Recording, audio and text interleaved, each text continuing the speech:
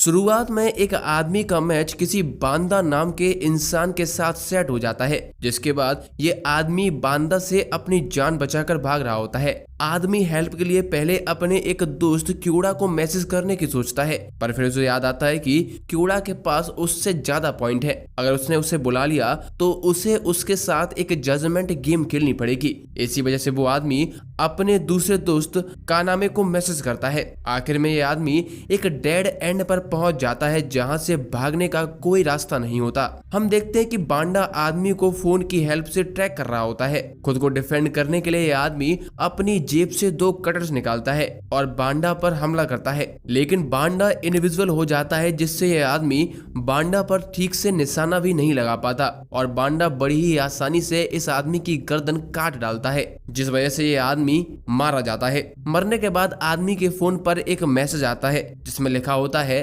तुम हार गए। हमें साथ ही में पांडा का चेहरा भी दिखाया जाता है। बांडा ने एक पांडा की ड्रेस पहनी हुई होती है। बांडा के फोन पर भी एक नोटिफिकेशन आती है जिसमें लिखा होता है कि तुम जीत गए हो।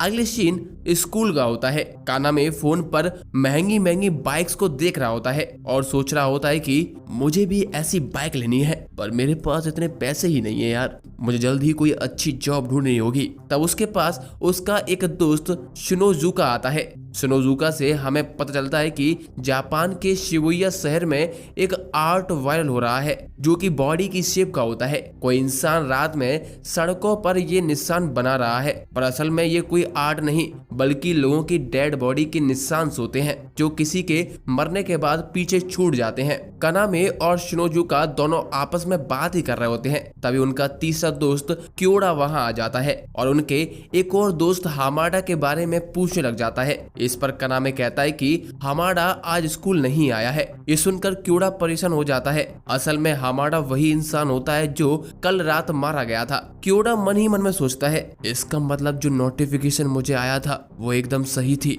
फिर कानामे क्योड़ा से कहता है, हाल ही में तुमने और हामाडा ने एक नई बाइक ली थी, क्या तुम मुझे भी कोई ऐसी जॉब बता सकते हो जिससे मैं भी इतने पैसे कमा सकूं। कानामे की बात को टालते हुए क्योड़ा वहां से चला जाता है। हम देखते हैं कि कानामे के फोन पर एक मैसेज आया होता है जो कि एक गेम को लेकर होता है। इस गेम का नाम होता है डार्विन्स गेम। ये मैसेज किसी और ने नहीं बल्कि हामाडा ने कल रात कानामे को भेजा था। मैसेज की बात सुनकर क्योड़ा वहीं रुक जाता है। क्योड़ा कानामे को गेम ओपन करने से मना करता है, पर तब तक बहुत देर हो चुकी होती है। कानामे गेम पर क्लिक कर देता है। जैसे ही कानामे गेम पर क्लिक करता है, उस गेम के अंदर से एक स्नेक निकलता है और कानामे की गर्दन पर डस लेता है। स्नेक के बाइट करते ही कानामे को चक्कर आने लगते हैं। उसे एक बटरफ्लाई उड़ता हुआ दिखाई देती है और कानामे बेहोश हो जाता है। साथ ही में कानामे के फोन पर एक नोटिफिकेशन आती है जिसमें लिखा होता है कि कानामे ने सक्सेसफुली गेम ज्वाइन कर लिया है और 1 घंटे बाद गेम शुरू होने वाला है। बीच के एक सीन में हमें एक लड़की दिखाई देती है जो किसी को मारकर उसकी गन ले लेती है। उसके फोन पर भी एक नोटिफिकेशन आती है, एक नए प्लेयर ने गेम ज्वाइन किया है जिसका नाम कानामे है। इसके बाद हम फिर से कानामे पर शिफ्ट होते हैं। कानामे स्कूल के मेडिकल वार्ड में आराम कर रहा होता है। कानामे को अभी भी अच्छा फील नहीं हो रहा होता, इसीलिए वो डॉक्टर से घर जाने की परमिशन मांगता है। हम देखते हैं कि स्नेक ने कानामे को जहां पर बाइट किया था वहां पर एक सील बन जाती है। डॉक्टर कानामे को एक डॉक्यूमेंट पर साइन करने के लिए कहती है। जैसे ही कानामे साइन करने वाला होता है, पेन जमीन पर गिर जाती है और डेस्क के नीचे चली जाती है। कानामे जब पेन को ढूंढ रहा होता है तो अचानक से उसका हाथ ग्लो करता है। इसके बाद कानामे डॉक्यूमेंट पर साइन करके वहां से चला जाता है। डॉक्टर के रूम से निकलते ही कानामे को उसके दोस्त मिल जाते हैं। क्योड़ा कानामे से कहता है कि मुझे तुमसे उस गेम के बारे में कुछ बात करनी है जो हामाडा ने तुम्हें भेजा था। कानामे को अभी भी कुछ समझ नहीं आ रहा होता है कि आखिर ये सब क्या चल रहा है। क्योड़ा कानामे से कहता है कि तुम अभी अपने घर चले जाओ और गेम को बिल्कुल भी मत खोलना, मैं शाम को आकर तुम्हें सब बताता हूँ। ऐसा बोलकर क्योड़ा वहां से चला जाता है और कानामे भी अपने घर के लिए निकल जाता है। कानामे के जाने के बाद डॉक्टर देखती है कि अब वहां पर उसके पास एक जैसी 2 पेन्स हो गई हैं, जबकि उसके पास केवल एक ही पेन थी। आगे कानामे मेट्रो से घर जा रहा होता है। घर जाते वक्त कानामे गेम के बारे में सोच रहा होता है। कानामे को शुरुआत में लगता है कि ये शायद कोई इल्लीगल गैम्बलिंग गेम है, इसीलिए चेक करने के लिए कानामे गेम को फिर से खोलता है। जैसे ही कानामे गेम को खोलता है उसके सामने एक मैच का ऑप्शन आ जाता है, जिसमें गेम कानामे को बांडा के साथ मैच कंफर्म करने के लिए पूछता है। कानामे को लगता है कि ये कोई बस ऑनलाइन गेम है, इसीलिए कानामे कंफर्म कर देता है। 3 सेकंड्स के बाद गेम शुरू हो जाता है। गेम शुरू होते ही अचानक से बांडा मेट्रो में कानामे के सामने पहुंच जाता है। साथ ही में बांडा के हाथ में एक चाकू होता है। शुरुआत में तो कानामे को लगता है कि उसके साथ कोई प्रैंक हो रहा है, पर जब सही में बांडा कानामे पर हमला करता है तब कानामे को डर लग जाता है। कानामे अपने बैग से बांडा के हमले को रोकता है और उसे तेज किक मारकर दूर कर देता है। कानामे की किस्मत अच्छी होती है कि अगला स्टेशन आ जाता है और मेट्रो रुक जाती है। कानामे वहां से अपनी जान बचाकर भागता है, पर बांडा कानामे का पीछा करने लग जाता है। कानामे सभी से उसे बचाने के लिए कहता है, पर सभी को लगता है कि ये कोई प्रैंक है। कानामे सीधा भागता हुआ पुलिस के पास जाता है और उसे बचाने के लिए कहता है। पुलिस वाला बांडा को रोकने के लिए कहता है, पर बांडा बिना हिचकिचाए सीधा पुलिस वाले के गर्दन को काट डालता है। ये सब देखकर कानामे बहुत ज्यादा डर जाता है। कानामे सोचता है ये मेरा आखिरी दिन है, अब मैं मरने वाला हूँ। जैसे ही बांडा कानामे पर हमला करता है वहाँ पर क्योडा आ जाता है। क्योडा बांडा पर पीछे से तीर से हमला करता है, जिससे बांडा का एक हाथ चोटिल हो जाता है। इसके बाद बांडा अपनी पावर यूज करके इनविजिबल हो जाता है। क्योडा कहता है तुम्हारी ये पावर मुझ पर काम नहीं करेगी। अचानक से क्योडा की आंखें चमकने लग जाती हैं और वो बांडा के ऑरा को देख पाता है, जिस वजह से क्योडा बांडा के अटैक को डॉज कर लेता है और उसकी बैक पर एक और तीर मार देता है। बांडा फिर से क्योडा पर हमला करता है, जिससे बांडा का चाकू क्योडा के पेट में घुस जाता है। क्योडा भी अपने बहुत सारे तीर बांडा के बॉडी में घुसेड़ देता है, जिससे बांडा भी घायल हो जाता है। क्योडा कानामे को वहां से भागने के लिए कहता है, पर कानामे मना कर देता है और क्योडा को वहां से ले जाने लगता है। क्योडा बताता है कि ये डार्विन गेम है, पर कानामे उसकी बात पर विश्वास नहीं करता है। आगे धीरे धीरे करके क्योडा और कानामे वहां से जाकर एक बिल्डिंग में छिप जाते हैं, पर बांडा भी उन्हें ट्रैक करते हुए वहां आ जाता है। कानामे कहता है कि मैं फटाफट तुम्हारे लिए एक एम्बुलेंस बुला लेता हूँ, पर क्योडा कहता है इसका कोई फायदा नहीं है। जब तुम गेम में हो तब केवल गेम के जरिए ही बाहरी दुनिया से कांटेक्ट कर सकते हैं। कानामे अभी भी क्योडा की बात नहीं मानता है और एम्बुलेंस को कॉल करने लग जाता है, पर एम्बुलेंस का नंबर इनवैलिड आ रहा होता है। ये देखकर कानामे बहुत ज्यादा चौंक जाता है। क्योडा कहता है तुम मेरी फिक्र छोड़ दो, जब तक टाइम खत्म नहीं हो जाता है तुम्हें बांडा से बचना होगा। कानामे को लगता है कि बांडा उन्हें नहीं ढूंढ पाएगा, पर बांडा अपने फोन से कानामे को ट्रैक कर रहा होता है। अचानक से कानामे के फोन पर गेम से एक नोटिफिकेशन आई होती है। कानामे को गेम में शूको नाम की लड़की ने मैसेज किया होता है, जिसमें लिखा होता है कि मुझे पता है तुम किस सिचुएशन में हो। शूको का मैसेज पढ़कर कानामे को यकीन हो जाता है कि वो सही में एक गेम खेल रहा है और जो कुछ हो रहा है वो गेम की वजह से हो रहा है। शूको कानामे से पूछती है क्या तुम्हें मेरी हेल्प चाहिए। शूको के मैसेज के साथ ही कानामे को गेम में एक सर्च फीचर भी दिखाई देता है, जिससे कानामे को पता लग जाता है कि फीचर का यूज करके हम लोगों को ढूंढ सकते हैं, तो बांडा को भी मेरी लोकेशन का पता होगा। हम देखते हैं कि शुरुआत में जिस लड़की के पास कानामे के गेम ज्वाइन करने का नोटिफिकेशन आई होती है वो और कोई नहीं शूको ही होती है। शूको कहती है तुम्हें स्नेक ने बाइट कर लिया है और अब तुम गेम ज्वाइन कर चुके हो, तो कुछ नहीं हो सकता है। इधर बांडा को आता हुआ देखकर कानामे और क्योडा कार के पीछे छिप जाते हैं। बांडा आकर गलत जगह ढूंढ लग जाता है। इससे हमें पता लगता है कि गेम से हमें केवल एरिया का पता लगता है, कोई इंसान कहाँ पर है इससे हमारी एग्जैक्ट लोकेशन रिवील नहीं होती है।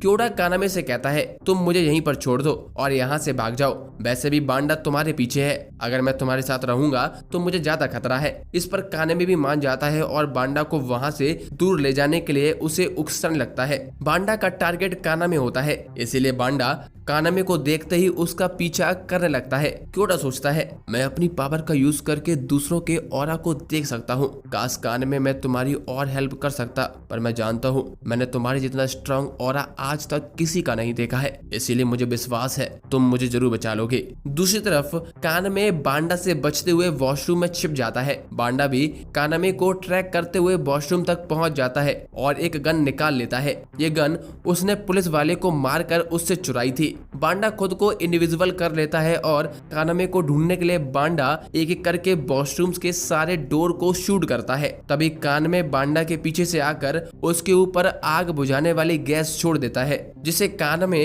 बांडा को देख पाता है और उस पर हमला कर देता है। बांडा वॉशरूम से भागने लगता है और कानामे भी उसके पीछे भागता है। बाहर आकर बांडा फिर से खुद को इनविजिबल कर लेता है और कानामे को मारने ही वाला होता है।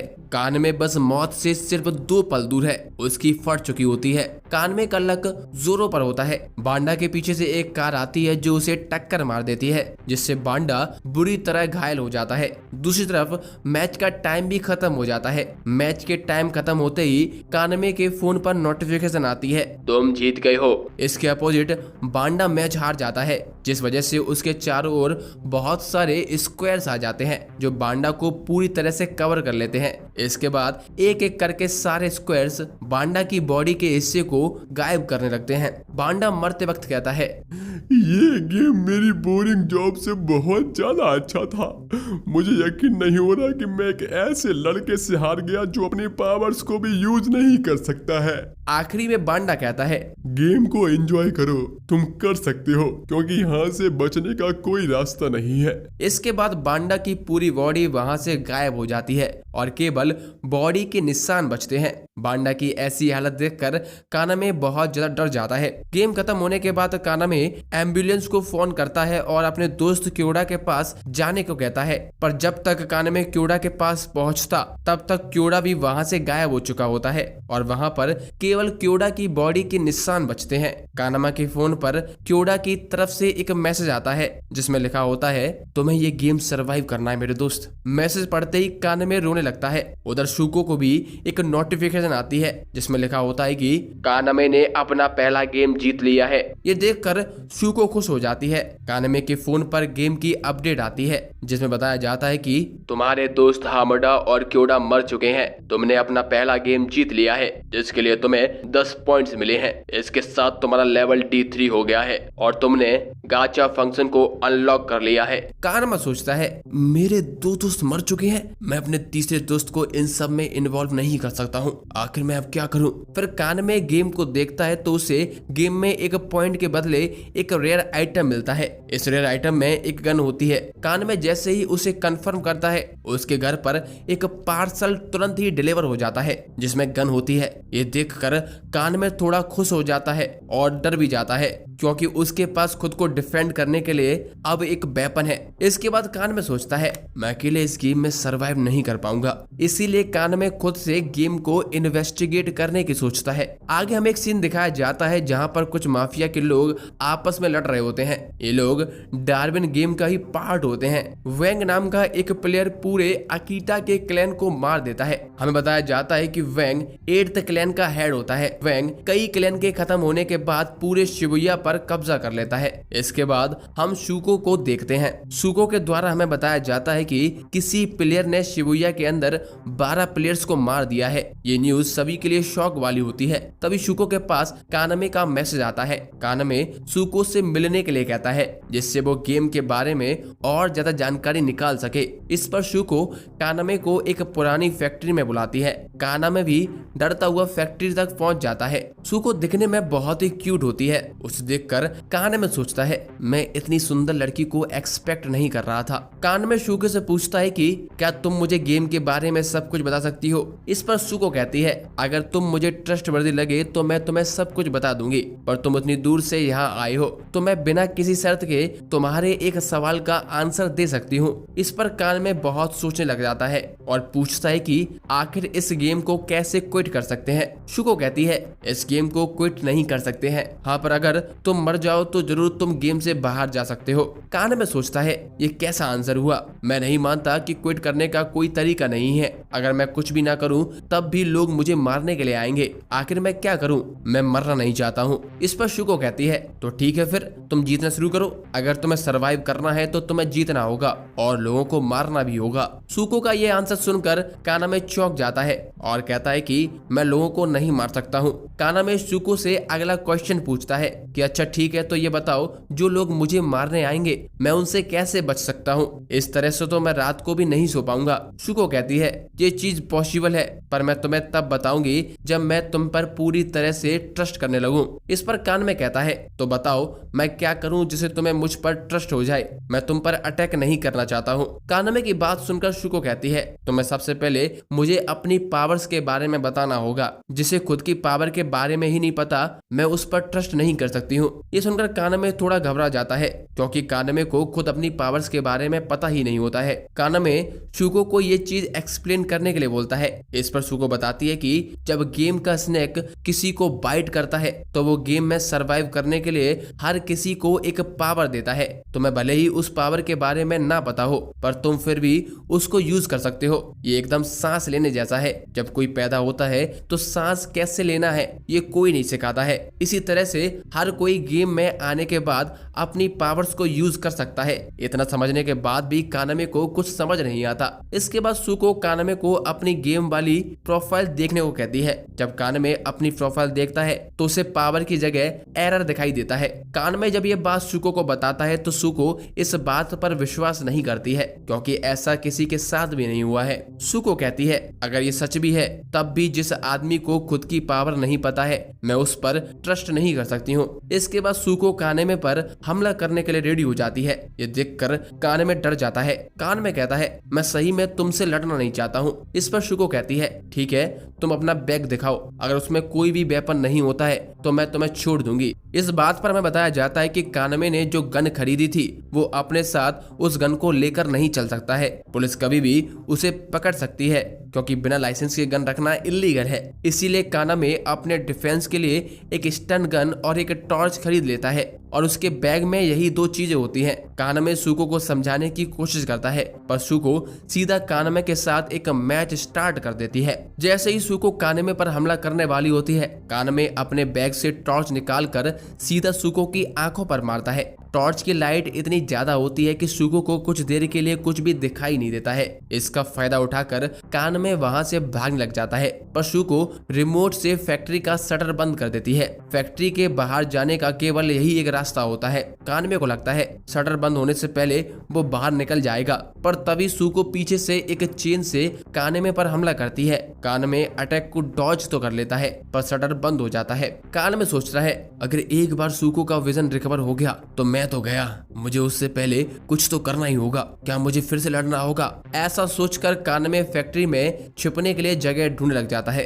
दूसरी तरफ शुको को अब सब कुछ दिखने लग जाता है और वो फैक्ट्री की सारी लाइट्स भी ऑन कर देती है। कानामे एग्जिट ढूंढ रहा होता है। इस पर शुको कहती है यहाँ से निकलने का केवल एक ही रास्ता था जो बंद हो चुका है, अब मेहनत करने का कोई मतलब नहीं है। ऐसा बोलकर शुको चेन से कानामे पर हमला शुरू कर देती है। कानामे अपने क्विक रिफ्लेक्सेस की वजह से फिर से बच जाता है। शुको फिर से कानामे से कहती है अगर तुम मरना नहीं चाहते हो तो तुम्हें अपनी पावर्स यूज करनी होगी। आगे कानामे जैसे ही अपनी स्टन गन यूज करने वाला होता है शुको उसे अपनी चेन से पकड़कर तोड़ देती है। कानामे देखता है कि शुको की सारी चेन एक स्नेक की तरह चल रही होती हैं, जिसे देखकर कानामे समझ जाता है कि शुको अपनी पावर से इन चेन्स को कंट्रोल कर सकती है। शुको कानामे से कहती है कि अब बस बहुत हो गया, मैं इससे बोर हो चुकी हूँ। ऐसा बोलकर शुको कानामे पर आखिरी हमला करती है। कानामे शुको की चेन से बचकर भाग रहा होता है। कानामे सोचता है मैं पता नहीं कहां से इस गेम में फंस गया हूं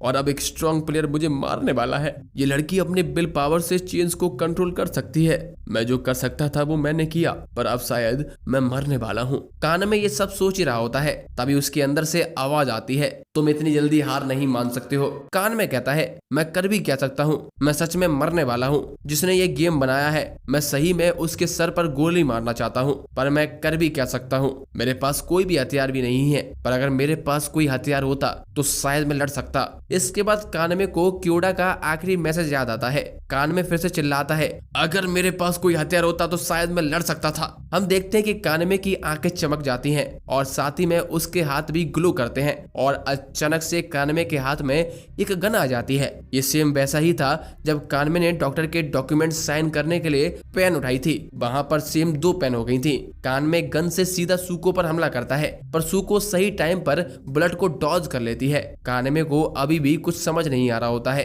कि आखिर उसके हाथ में गन कहां से आ गई। उसे लगता है कि शायद यही उसकी पावर है। इसके बाद कानमे जाकर छिप जाता है। कानमे फिर से सुको से मैच को ड्रॉ करने के लिए कहता है पर सुको उसे कोई जवाब नहीं देती। कानमे सोचता है इस गेम में जीतने के लिए सामने वाले को मरना होगा पर मैं किसी लड़की को मार नहीं सकता हूँ। कानमे ये सब सोच ही रहा होता है तभी सुको की एक चेन आकर कानमे पर हमला करती है जिससे कानमे को हाथ में चोट लग जाती है। सुको बार बार कानमे पर हमला करती है। कानमे उनसे बचते हुए फिर से कहीं छिप जाता है। आगे कानमे अपने बैग से बैंडेज लगाता है और खून को बहने से रोक लेता है जबकि सुको लगातार अटैक करके पूरी जगह को तबाह करने में लग जाती है। कानमे सोचता है अगर मैंने जल्दी कुछ नहीं किया तो गेम ओवर हो जाएगा। मैं फिर से ये गन तो नहीं चला सकता हूँ। मुझे कोई ऐसा वेपन चाहिए जिसको मैं अच्छे से हैंडल कर सकूं। इसके बाद कानमे को सुको की बात याद आती है। हम अपनी पावर्स को नेचुरली यूज कर सकते हैं। कानमे उस फीलिंग को याद करने की कोशिश करता है जब उसके हाथ में गन क्रिएट हो गई थी। कानमे को अभी भी विश्वास नहीं हो रहा होता है कि वो ऐसा कुछ कर सकता है पर फिर भी वो कोशिश करता है और फाइनली स्टन गन को क्रिएट करने में कामयाब हो जाता है। आगे सुको उस जगह पर पहुंच जाती है जहां पर कानमे छिपा हुआ होता है पर उसे वहां पर कोई भी नहीं मिलता। सुको को गन की आवाज सुनाई देती है जिसको फॉलो करते हुए सुको एक जगह पर पहुंच जाती है। हम देखते हैं कि वहां पर कानमे ने गन को कपड़े से बांध दिया होता है जो बिजली के तारों को डैमेज कर रही होती है। बुलेट लगने से बिजली के तार कट जाते हैं और पूरी फैक्ट्री में अंधेरा छा जाता है। कानमे सोचता है जब मैं इस अंधेरी फैक्ट्री में आया था तब अंधेरे के हिसाब से मेरी आंखें एडजस्ट हो गई थी। दूसरी तरफ सुको पहले सोचती है शायद अंधेरे का फायदा उठाकर कानमे यहाँ से भागना चाहता है पर जैसे ही उसे कानमे के पैरों की आवाज सुनाई देती है सुको समझ जाती है कि कानमे उस पर हमला करने वाला है। सुको अपनी चेन से कानमे पर हमला करती है पर सुको को अंधेरे में ठीक से दिखाई नहीं दे रहा होता है जिस वजह से उसका निशाना इतना एक्यूरेट नहीं होता है। कानमे सुको की चेन से बचता हुआ सुको की तरफ भागता है और स्टन गन का यूज करता है जिससे सुको को शॉक लगता है और वो दूर जाकर गिरती है। इसके बाद कानमे अपनी पावर से एक और गन बना लेता है और सुको के ऊपर रख देता है और उसे सरेंडर करने के लिए कहता है। सुको कहती है जब तक तुम्हारे पास मौका है तो मैं सामने वाले को मार देना चाहिए वरना ये चीज तुम्हें बहुत भारी पड़ सकती है। ऐसा बोलकर सुको अपनी चेन से कानमे पर हमला करने के लिए रेडी होती है पर कानमे कहता है ये मेरी मर्जी है, मैं जैसा चाहूँ वैसा करूंगा। तुम चुपचाप ये गेम कैंसिल कर दो वरना तुम्हारी बॉडी के छोटे छोटे टुकड़े हो जाएंगे। यहाँ पर कानमे उस समय की बात कर रहा होता है जब हारने के बाद बांडा की बॉडी टुकड़ों में गायब हो जाती है। सुको उसका नाम टोटल पॉइंट बताती है। कानमे कहता है कि मैंने पहले ही बताया था मुझे इस गेम के बारे में ज्यादा नहीं पता है, अगर तुम चाहो तो हम दोनों इस गेम में सरवाइव कर सकते हैं। कानमे की बात सुनकर सुको को विश्वास हो जाता है कि सही में कानमे को कुछ भी नहीं पता है। ऊपर से सुको कानमे को स्ट्रांग समझने लग जाती है। सुको कानमे को बताती है कि एक बार जब गेम शुरू हो जाता है तो उसे कैंसिल नहीं कर सकते हैं, इसे रोकने का केवल एक ही तरीका है। इसके बाद सुको खुद को कानमे के सामने सरेंडर कर देती है। जैसे ही सुको सरेंडर करती है गेम खत्म हो जाता है और कानमे जीत जाता है। गेम जीतने की वजह से सुको के कुछ पॉइंट्स भी कानमे को ट्रांसफर हो जाते हैं। हम देखते हैं कि लड़ाई की वजह से कानमे इतना ज्यादा थक जाता है कि वो सुको के तरबूजों के ऊपर ही गिर जाता है और बेहोश हो जाता है। कानमे को अपने ऊपर देखकर सुको थोड़ी शर्मा जाती है। अगले सीन में हमें एक लड़की दिखाई जाती है जो कानमे के ऊपर रिसर्च कर रही होती है। वो लड़की कहती है कि किसी नए प्लेयर के जीतने के चांसेस 10% से भी कम होते हैं, लेकिन कानमे ने 2 बड़े प्लेयर्स रूकी हंटर बांडा और अनडिफीटेड क्वीन सुको को हरा दिया। जरूर कानमे के अंदर ए रैंक तक पहुंचने का पोटेंशियल है। साथ ही में कानमे अपने पावर से चीजों को जनरेट कर सकता है जिससे फिजिकल डैमेज भी होता है, तो ये एक इल्यूजन तो नहीं है। वो लड़की कहती है जरूर कानमे की पावर एक अननोन एबिलिटी है, मैं इस इंफॉर्मेशन को बेचकर कुछ पॉइंट्स को कमा ही सकती हूँ। आगे हम फिर से कानमे पर शिफ्ट होते हैं। कानमे एक आलीशान जगह पर सो रहा होता है और उसके पास सूको भी सो रही होती है जिसने कुछ भी नहीं पहना होता है। जब कानमे को होश आता है तो सूको को नेकेड देखकर कानमे बहुत शर्मा जाता है। सूको कानमे से कहती है कि तुम पूरे दिन सो रहे थे, मैं तुम्हारे लिए बहुत परेशान हो गई थी।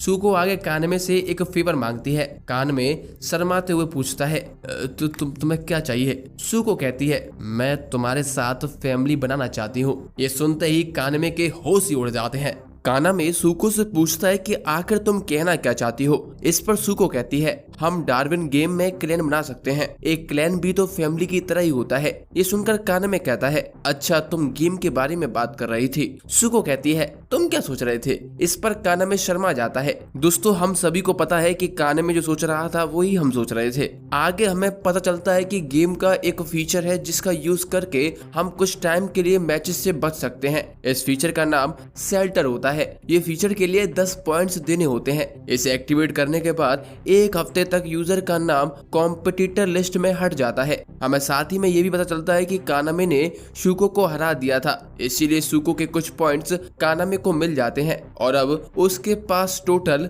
639 पॉइंट्स होते हैं। कानामे सोचता है कि वो इतने पॉइंट से शेल्टर कई बार एक्टिवेट कर सकता है। इस पर सूको बताती है कि तुम्हें ऐसा नहीं करना चाहिए क्योंकि अगर कोई प्लेयर तुम्हें सामने से चैलेंज करता है तो उस पर शेल्टर फीचर का कोई असर नहीं होगा और तुम्हें वो मैचेस लड़ने ही होंगे। आगे सूको ये भी बताती है कि इन पॉइंट्स को हम कैश में भी कन्वर्ट कर सकते हैं। इस पर कानमे टेस्ट करने के लिए 10 पॉइंट कैश में कन्वर्ट करता है। लास्ट में सूको कानमे से पूछती है आखिर तुमने क्लैन बनाने के बारे में क्या सोचा है? इस पर कानमे कहता है मैं इन सब से अकेले नहीं लड़ सकता हूँ, वैसे भी मुझे एक टीममेट की जरूरत है, इसीलिए चलो क्लैन बना लेते हैं। इस पर सूको बताती है कि केवल B2 रैंक या उससे ऊपर वाले प्लेयर्स ही क्लैन बना सकते हैं, इसीलिए तुम्हें पहले वहां तक पहुंचना होगा। सूको की रैंक A4 होती है, पर सूको कहती है कि ऐसी चीजों में हमेशा लड़कों को लीड लेनी चाहिए, इसीलिए वो खुद क्लैन नहीं बनाती है। लास्ट में दोनों लोग एक दूसरे को बाय बोलकर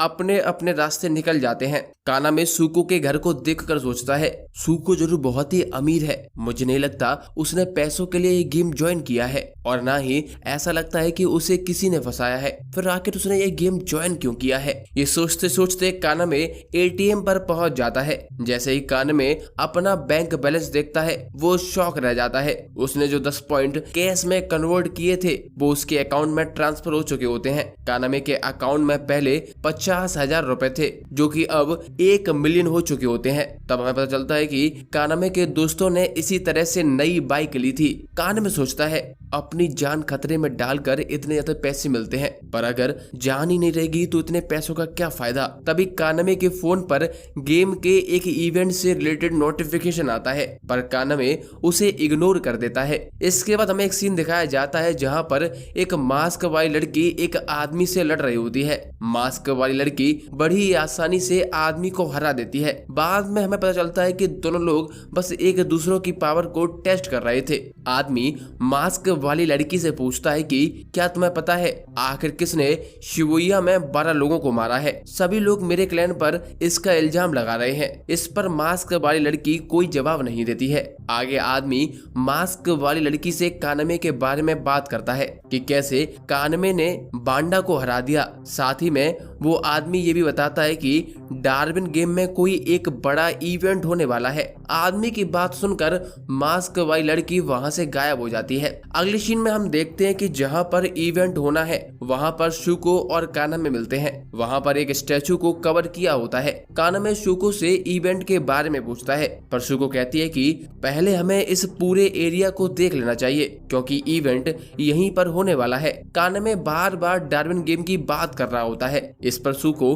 कानामे से कहती है कि अगर तुम पब्लिक में बार बार डार्विन गेम का नाम लोगे तो हो सकता है कि गेम वाले तुम्हें मार डालें। ये गेम का रूल है कि तुम पब्लिक में डार्विन गेम के बारे में बात नहीं कर सकते हो। अगर तुम ऐसा करते हो तो तुम्हारा अकाउंट डिलीट कर दिया जाएगा और तुम्हें फोर्सफुली टेलीपोर्ट कर दिया जाएगा। सभी लोग पब्लिक में इसे डी गेम कहकर बुलाते हैं, इसलिए तुम्हें भी इसे डी गेम कहकर बुलाना चाहिए। कानामे कहता है ये सही है, डी का मतलब डेथ या डार्विन हो सकता है। आगे शूको कहती है कि तुम्हें शिबुया में थोड़ा सावधान रहना चाहिए। कल यहाँ पर गेम से रिलेटेड 12 लोगों को मार दिया गया, इसीलिए स्टैचू को कवर किया हुआ है। हमें साथ ही में ये भी पता चलता है कि शिवैया पर 8th क्लैन का राज चलता है। वैंग ने अकीता के क्लैन को मार दिया था, जिसके बाद शिवैया 8th क्लैन के अंडर आ जाती है। साथ ही में यहाँ पर इवेंट भी होने वाला है, इसीलिए शिवैया में बहुत सारे प्लेयर्स भी घूम रहे होते हैं। आगे शुको और कानामे दोनों पार्क में घूम रहे थे।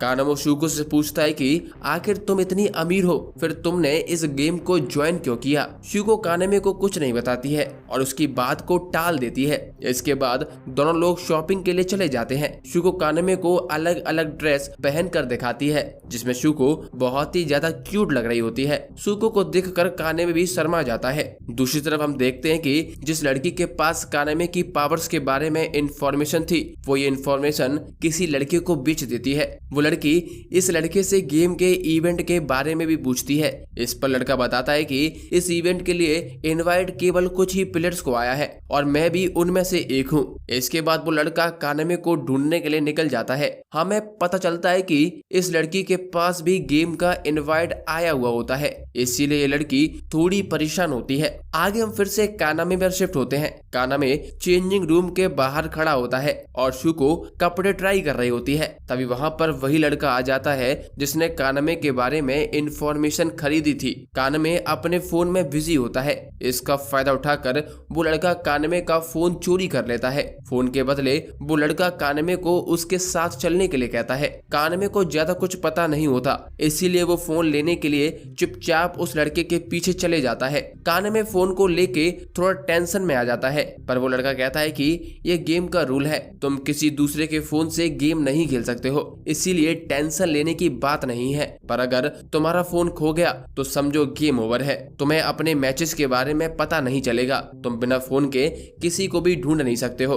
तुम मैच से बचने के लिए शेल्टर यूज नहीं कर पाओगे। हाँ, तुम नए फोन में अपने कनेक्शन का यूज करके गेम री इंस्टॉल कर सकते हो, पर यह बहुत ही मुश्किल होगा। इस पर कानामे कहता है तुम्हें ये सब बताने की जरूरत नहीं है। हम देखते हैं कि दोनों लोग एक सुनसान जगह पर पहुंच जाते हैं। वो लड़का कानामे से कहता है लोग तुम्हारे बारे में बहुत बात कर रहे हैं। तुमने अकेले ही बांडा और शुको को हरा दिया। एक सोलो प्लेयर का अपने पहले मैच में सरवाइव करना एक बहुत ही बड़ी बात है, पर तुमने तो 2 फेमस प्लेयर को अकेले ही हरा दिया। ऊपर से शुको एक ए रैंक प्लेयर है, वो तुमसे पहले किसी से भी नहीं हारी थी। उसने रोपांगी एरिया में अप्रोक्स सभी प्लेयर्स को मार दिया था। जब एक न्यूबी ऐसा करता है तो जरूर उसमें कुछ खास बात होगी। मुझे तुमसे लड़ना है। कानामे उस लड़के से लड़ने के लिए मना करता है। इस पर वो लड़का कानामे को उसका फोन दे देता है और कानामे को गेम में लड़ने के लिए चैलेंज कर देता है और इसके बाद ही दोनों लोगों में मैच शुरू हो जाता है। हमें इस लड़के का नाम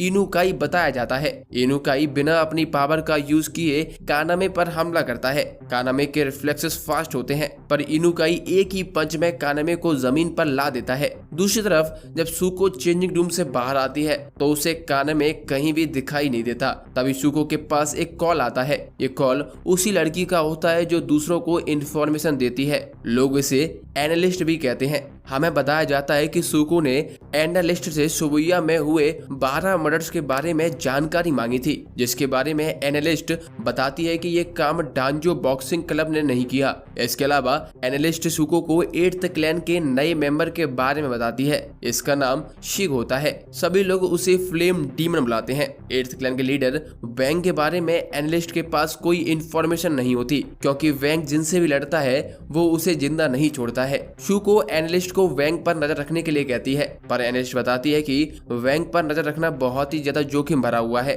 शुको एनालिस्ट की फीस ट्रिपल कर देती है। ये सुनते ही एनालिस्ट काम करने के लिए मान जाती है। एनालिस्ट लास्ट में शुको को कानामे के बारे में भी इंफॉर्मेशन देती है कि वो अभी इनुकाई से लड़ रहा है। ये सुनते ही शुको कानामे को ढूंढने के लिए निकल जाती है। अब हम फिर से कानामे पर शिफ्ट होते हैं। इनुकाई कहता है कि क्या सच में तुमने एक ए रैंक को हराया है? चलो शुको को हेल्प के लिए बुलाओ, मैं तब तक वेट कर लूंगा। मैंने सुना था कि तुम और शुको एक साथ काम कर रहे हो। इस पर कानामे मना कर देता है और अपनी पावर से स्टन गन जनरेट करता है। स्टन गन से कानामे इनुकाई को शॉक दे देता है। इस पर इनुकाई पीछे हट जाता है। अब जैसे ही कानामे फिर से इनुकाई पर हमला करने जाता है, इनुकाई कानामे को पकड़कर उसे एक तेज किक मारता है, जिसके बाद कानामे फिर से जमीन पर गिर जाता है। पर हम देखते हैं कि कानामे के पास इनुकाई का फोन आ जाता है। कानामे इनुकाई को हार मानने के लिए कहता है, वरना कानेमे इनुकाई का फोन तोड़ देगा। हमें बताया जाता है कि जब इनुकाई ने कानेमे को किक मारी थी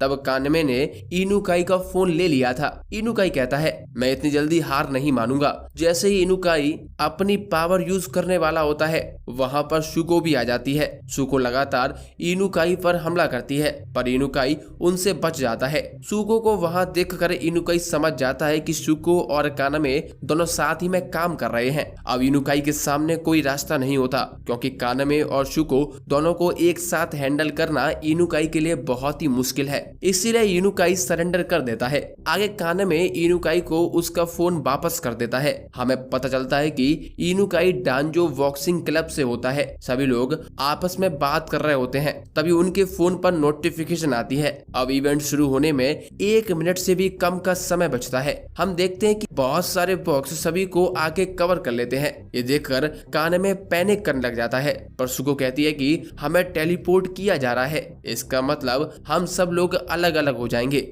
इसीलिए गेम शुरू होते ही हमें एक दूसरे को ढूंढना होगा।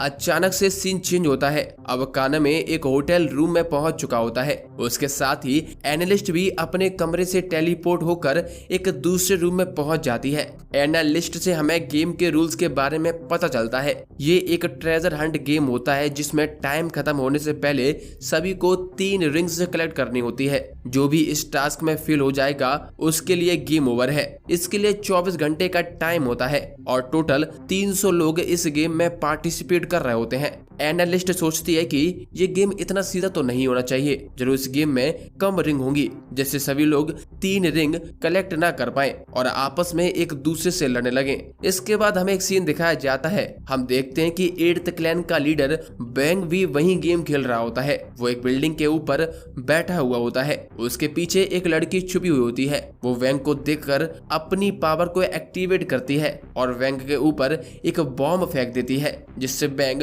बुरी तरह आग में जलने लगता है। पर हम देखते हैं कि पलक झपकते ही वो लड़की बिल्डिंग से नीचे गिर जाती है और गिरने की वजह से उसकी मौत हो जाती है। अब गेम में टोटल 299 प्लेयर्स ही बचते हैं। आगे हम देखते हैं कि लड़की की बॉडी जमीन पर गिरते ही गायब हो जाती है और बस बॉडी के निशान ही रह जाते हैं। उस लड़की को बिल्डिंग से गिरता हुआ देखकर बहुत सारे लोग इकट्ठा हो जाते हैं और आपस में बात कर रहे होते हैं। लोगों तक गेम के बारे में कोई भी बात ना पहुंचे इसीलिए गेम के लोग एक तेज फ्रीक्वेंसी की साउंड छोड़ते हैं जिससे जो भी लोग गेम का हिस्सा नहीं होते वो सब कुछ भूल जाते हैं और अपने अपने घर चले जाते हैं। पास में ही शुका ये सब देख रही होती है। लोगों के जाते ही शुका भी कानामे को ढूंढने के लिए वहां से निकल जाती है। इसके बाद हम कानामे पर शिफ्ट होते हैं। कानामे के फोन पर इवेंट शुरू होने की नोटिफिकेशन आ जाती है जिसमें बताया जाता है कि शिबुया के अंदर एक ट्रेजर छुपा हुआ है। जो भी इस ट्रेजर को ढूंढ लेगा वो जीत जाएगा और उसे इसके बदले में खूब सारे पॉइंट्स भी मिलेंगे। इस गेम में सभी प्लेयर्स बैटल रॉयल मोड में है। इसका मतलब सभी प्लेयर्स गेम जीतने के लिए एक दूसरे पर हमला कर सकते हैं पर गेम का सर्च फीचर इस इवेंट में काम नहीं करेगा। इसीलिए जब तक ये इवेंट चल रहा है तब तक हम किसी भी प्लेयर को ढूंढ नहीं सकते हैं। इस इवेंट में टोटल 7 तरह की रिंग है जिनको पॉइंट के बदले भी एक्सचेंज किया जा सकता है। प्लेयर को रिंग ढूंढने में आसानी हो इसीलिए प्लेयर के फोन में एक मैप और अल्टरनेटिव रियलिटी कैमरा भी दिया जाता है। अगर टाइम खत्म होने तक कोई प्लेयर 3 रिंग कलेक्ट नहीं कर पाता है तो उसके लिए गेम ओवर हो जाएगा और साथ ही में अगर कोई गेम से बचने के लिए शिबुया को छोड़ता है तो उस केस में भी वो प्लेयर मारा जाएगा। रूल्स को देखकर कानामे सोचता है ये जरूरी तो नहीं कि सभी प्लेयर्स के पास 3 रिंग पहुंच जाएं। ये गेम वाले चाहते हैं कि हम आपस में लड़कर एक दूसरे को मार डालें। पर कुछ भी हो मैं इस गेम में जरूर सरवाइव करूंगा। मैं इतनी जल्दी हार मानने वाला नहीं हूँ। इसके बाद कानामे शुको का फोन ट्राई करता है पर गेम की वजह से शुको का फोन अनअवेलेबल होता है। इसीलिए कानामे शुको को मैसेज कर देता है। तभी कानामे के फोन पर एक नोटिफिकेशन आती है। हमें बताया जाता है इस गेम में टोटल 300 लोग पार्टिसिपेट कर रहे होते हैं और टोटल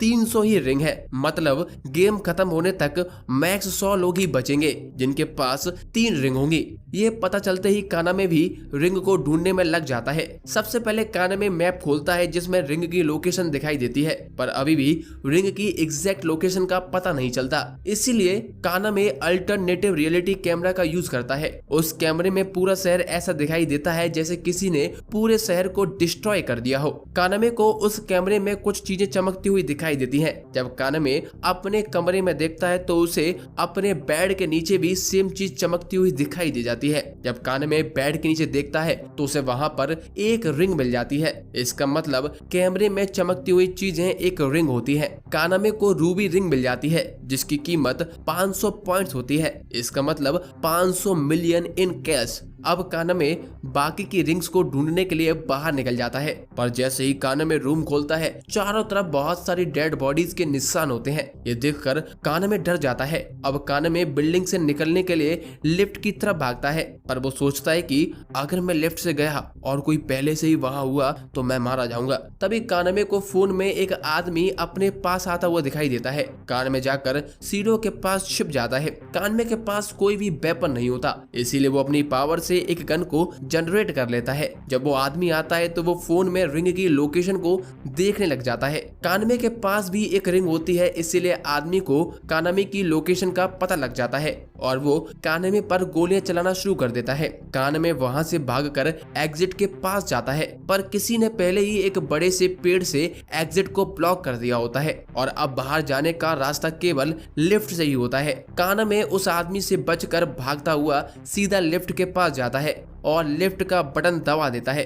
जब तक लिफ्ट आ पाती तब तक वो आदमी कानामे के पास पहुंच जाता है। कानामे उस आदमी से कहता है तो तुम मुझे शूट मत करना, मैं तुम्हें अपनी रिंग दे देता हूँ। इसके बाद कानामे अपनी रिंग उस आदमी को दे देता है। आदमी कहता है कि इस इवेंट में लोगों को मारने पर कोई पॉइंट नहीं मिलेंगे, पर तुम्हारे पास भी तो गन है, जिसके पास गन है उसे भी मरने के लिए रेडी होना चाहिए। ऐसा बोलकर वो आदमी अपनी गन का ट्रिगर दबा देता है। यहाँ पर कानामे की किस्मत अच्छी होती है कि उस आदमी की गन में गोलियां खत्म हो चुकी होती हैं। इसके बाद वो आदमी अपनी गन को रिलोड करने लग जाता है। इसका फायदा उठाकर कानामे अपनी गन को उस आदमी की तरफ रखता है और उसे अपनी गन फेंकने के लिए कहता है। हम देखते हैं कि कानामे के हाथ बहुत ज्यादा कांप रहे होते हैं। तभी लिफ्ट भी वहां पर आ जाती है। कानामे को देखकर वो आदमी कहता है तो मैं मारकर मैं अपनी गोलियां वेस्ट नहीं करना चाहता हूँ। ये बोलकर वो आदमी लिफ्ट से चला जाता है। आदमी के जाने के बाद कानामे फ्रस्ट्रेशन में जोर से चिल्लाता है और सोचता है आखिर एक दूसरे को मारकर लोगों को क्या मजा आता है।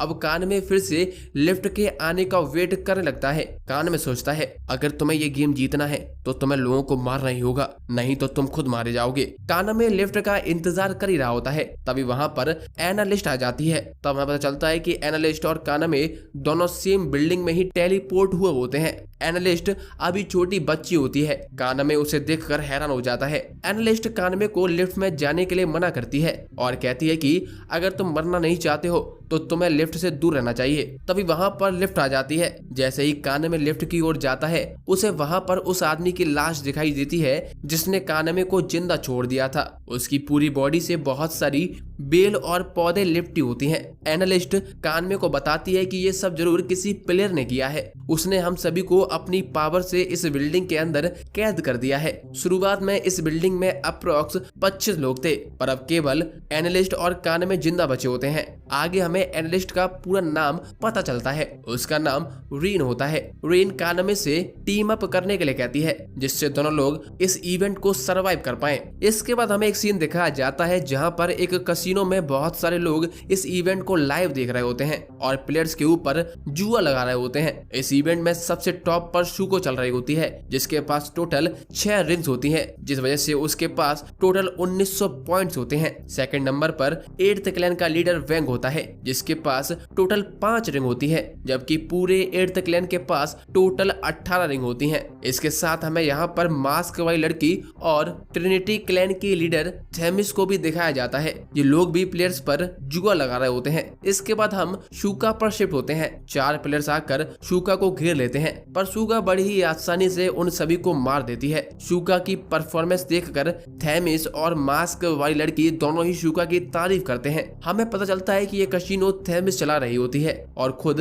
डी गेम वालों ने उसे ये परमिशन दी होती है। मास्क वाली लड़की के साथ वाला आदमी थेमिस से पूछता है, क्या तुम्हें इस गेम का असली नेचर पता है? इस पर थेमिस कहती है, इससे क्या फर्क पड़ता है? इस गेम में सभी लोग पैसे और पावर्स को लेकर खुश हैं। हम एक ऐसी सोसाइटी में रहते हैं जहां पर सभी लोग इक्वलिटी के लिए डिमांड करते हैं, पर अगर लोगों को पावर दे दिए जाए तो वो अपने से नीचे वाले लोगों को कुचलने में बिल्कुल भी देर नहीं करते हैं। अगले सीन में हम फिर से कानामे और रीन पर शिफ्ट होते हैं। रीन कहती है कि अगर तुम टीम अप नहीं करते हो तो हम भी लिफ्ट वाले इंसान की तरह मारे जाएंगे। इस पर कानामे कहता है, इसका मतलब जिसने रास्ता ब्लॉक किया है और इस आदमी को मारा है वो दोनों एक ही हैं। रीन कानामे को समझाती है कि उसने एग्जिट के सारे रास्तों को बंद करके केवल लिफ्ट को खाली छोड़ा हुआ है। जैसे ही कोई लिफ्ट में एंटर करता है वो उसे मार देता है। कानामे कहता है, ठीक है हम टीम अप कर सकते हैं, पर तुम मुझ पर कुछ ज्यादा ही विश्वास दिखा रही हो।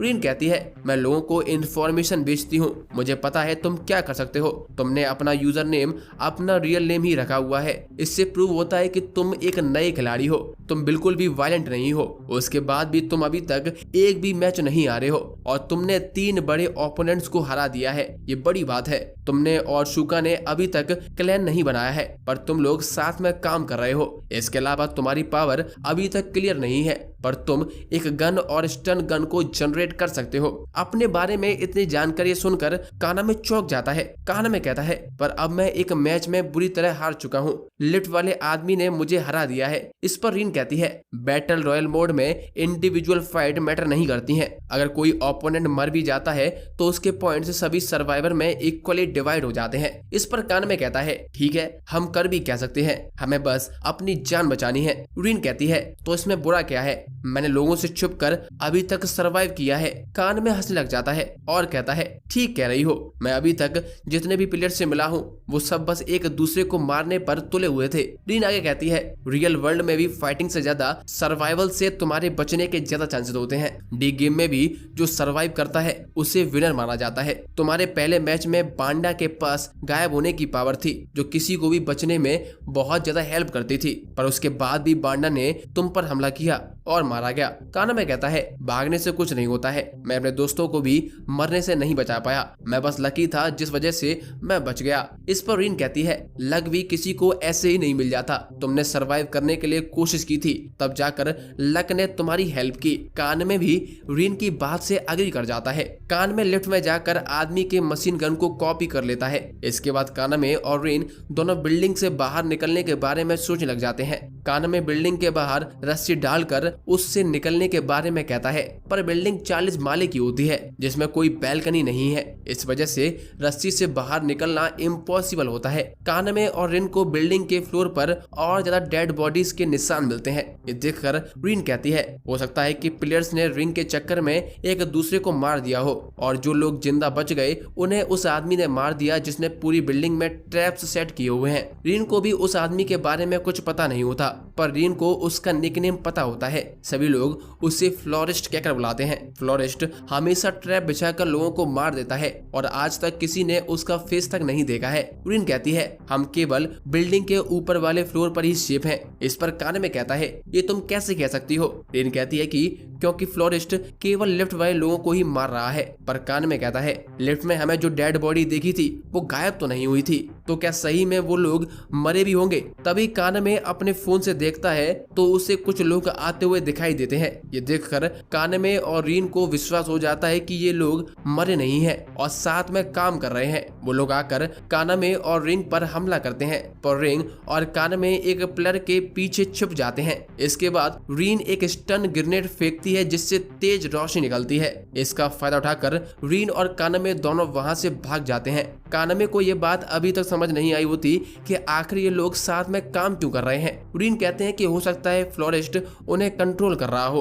पेड़ों के अंदर लोगों को ब्रेन वॉश करने का ड्रग होता है, इसीलिए फ्लोरिस्ट उन्हें कंट्रोल कर पा रहा है। हम देखते हैं कि जहाँ जहाँ कानामे और रीन जा रहे होते हैं वो लोग भी उनका पीछा कर रहे होते हैं। ये देखकर कानामे कहता है, हमारे पास तो कोई रिंग भी नहीं है, पर इन्हें हमारी लोकेशन का पता कैसे चल पा रहा है? यहाँ तक कि यहाँ पर कोई पेड़ भी नहीं है। तभी कानामे की नजर कैमरास पे जाती है कान में उस कैमरा को अपनी गन से शूट कर देता है। रीन कहती है अगर कैमरे से फ्लोरिस्ट को हमारी लोकेशन पता चल रही है तो इसका मतलब फ्लोरिस्ट जरूर इस बिल्डिंग के कंट्रोल रूम में है, क्योंकि सारे मॉनिटर वहीं लगे हुए हैं। इसके बाद कान में एक एक करके कैमरा को तोड़ने लग जाता है। फ्लोरिस्ट कंट्रोल रूम में बैठकर ये सब देख रहा होता है और कहता है ये सब मुझे रोकने के लिए काफी नहीं होगा, मैंने पहले ही पूरी बिल्डिंग पर कब्जा कर लिया है। आगे कानामे सारे कैमरा को तोड़ देता है, जिससे फ्लोरिस्ट कानामे और रीन को ढूंढ नहीं पाता। पर जिन लोगों की बॉडी पर फ्लोरिस्ट ने कब्जा किया होता है उन सभी के पास एक रिंग होती है, जिससे कानामे उन्हें आसानी से ट्रैक कर सकता है। हमें बताया जाता है कि फ्लोरिस्ट उन लोगों को बड़ी आसानी से इसीलिए कंट्रोल कर पाता है क्योंकि वो सब भी रिंग की तलाश में ही थे।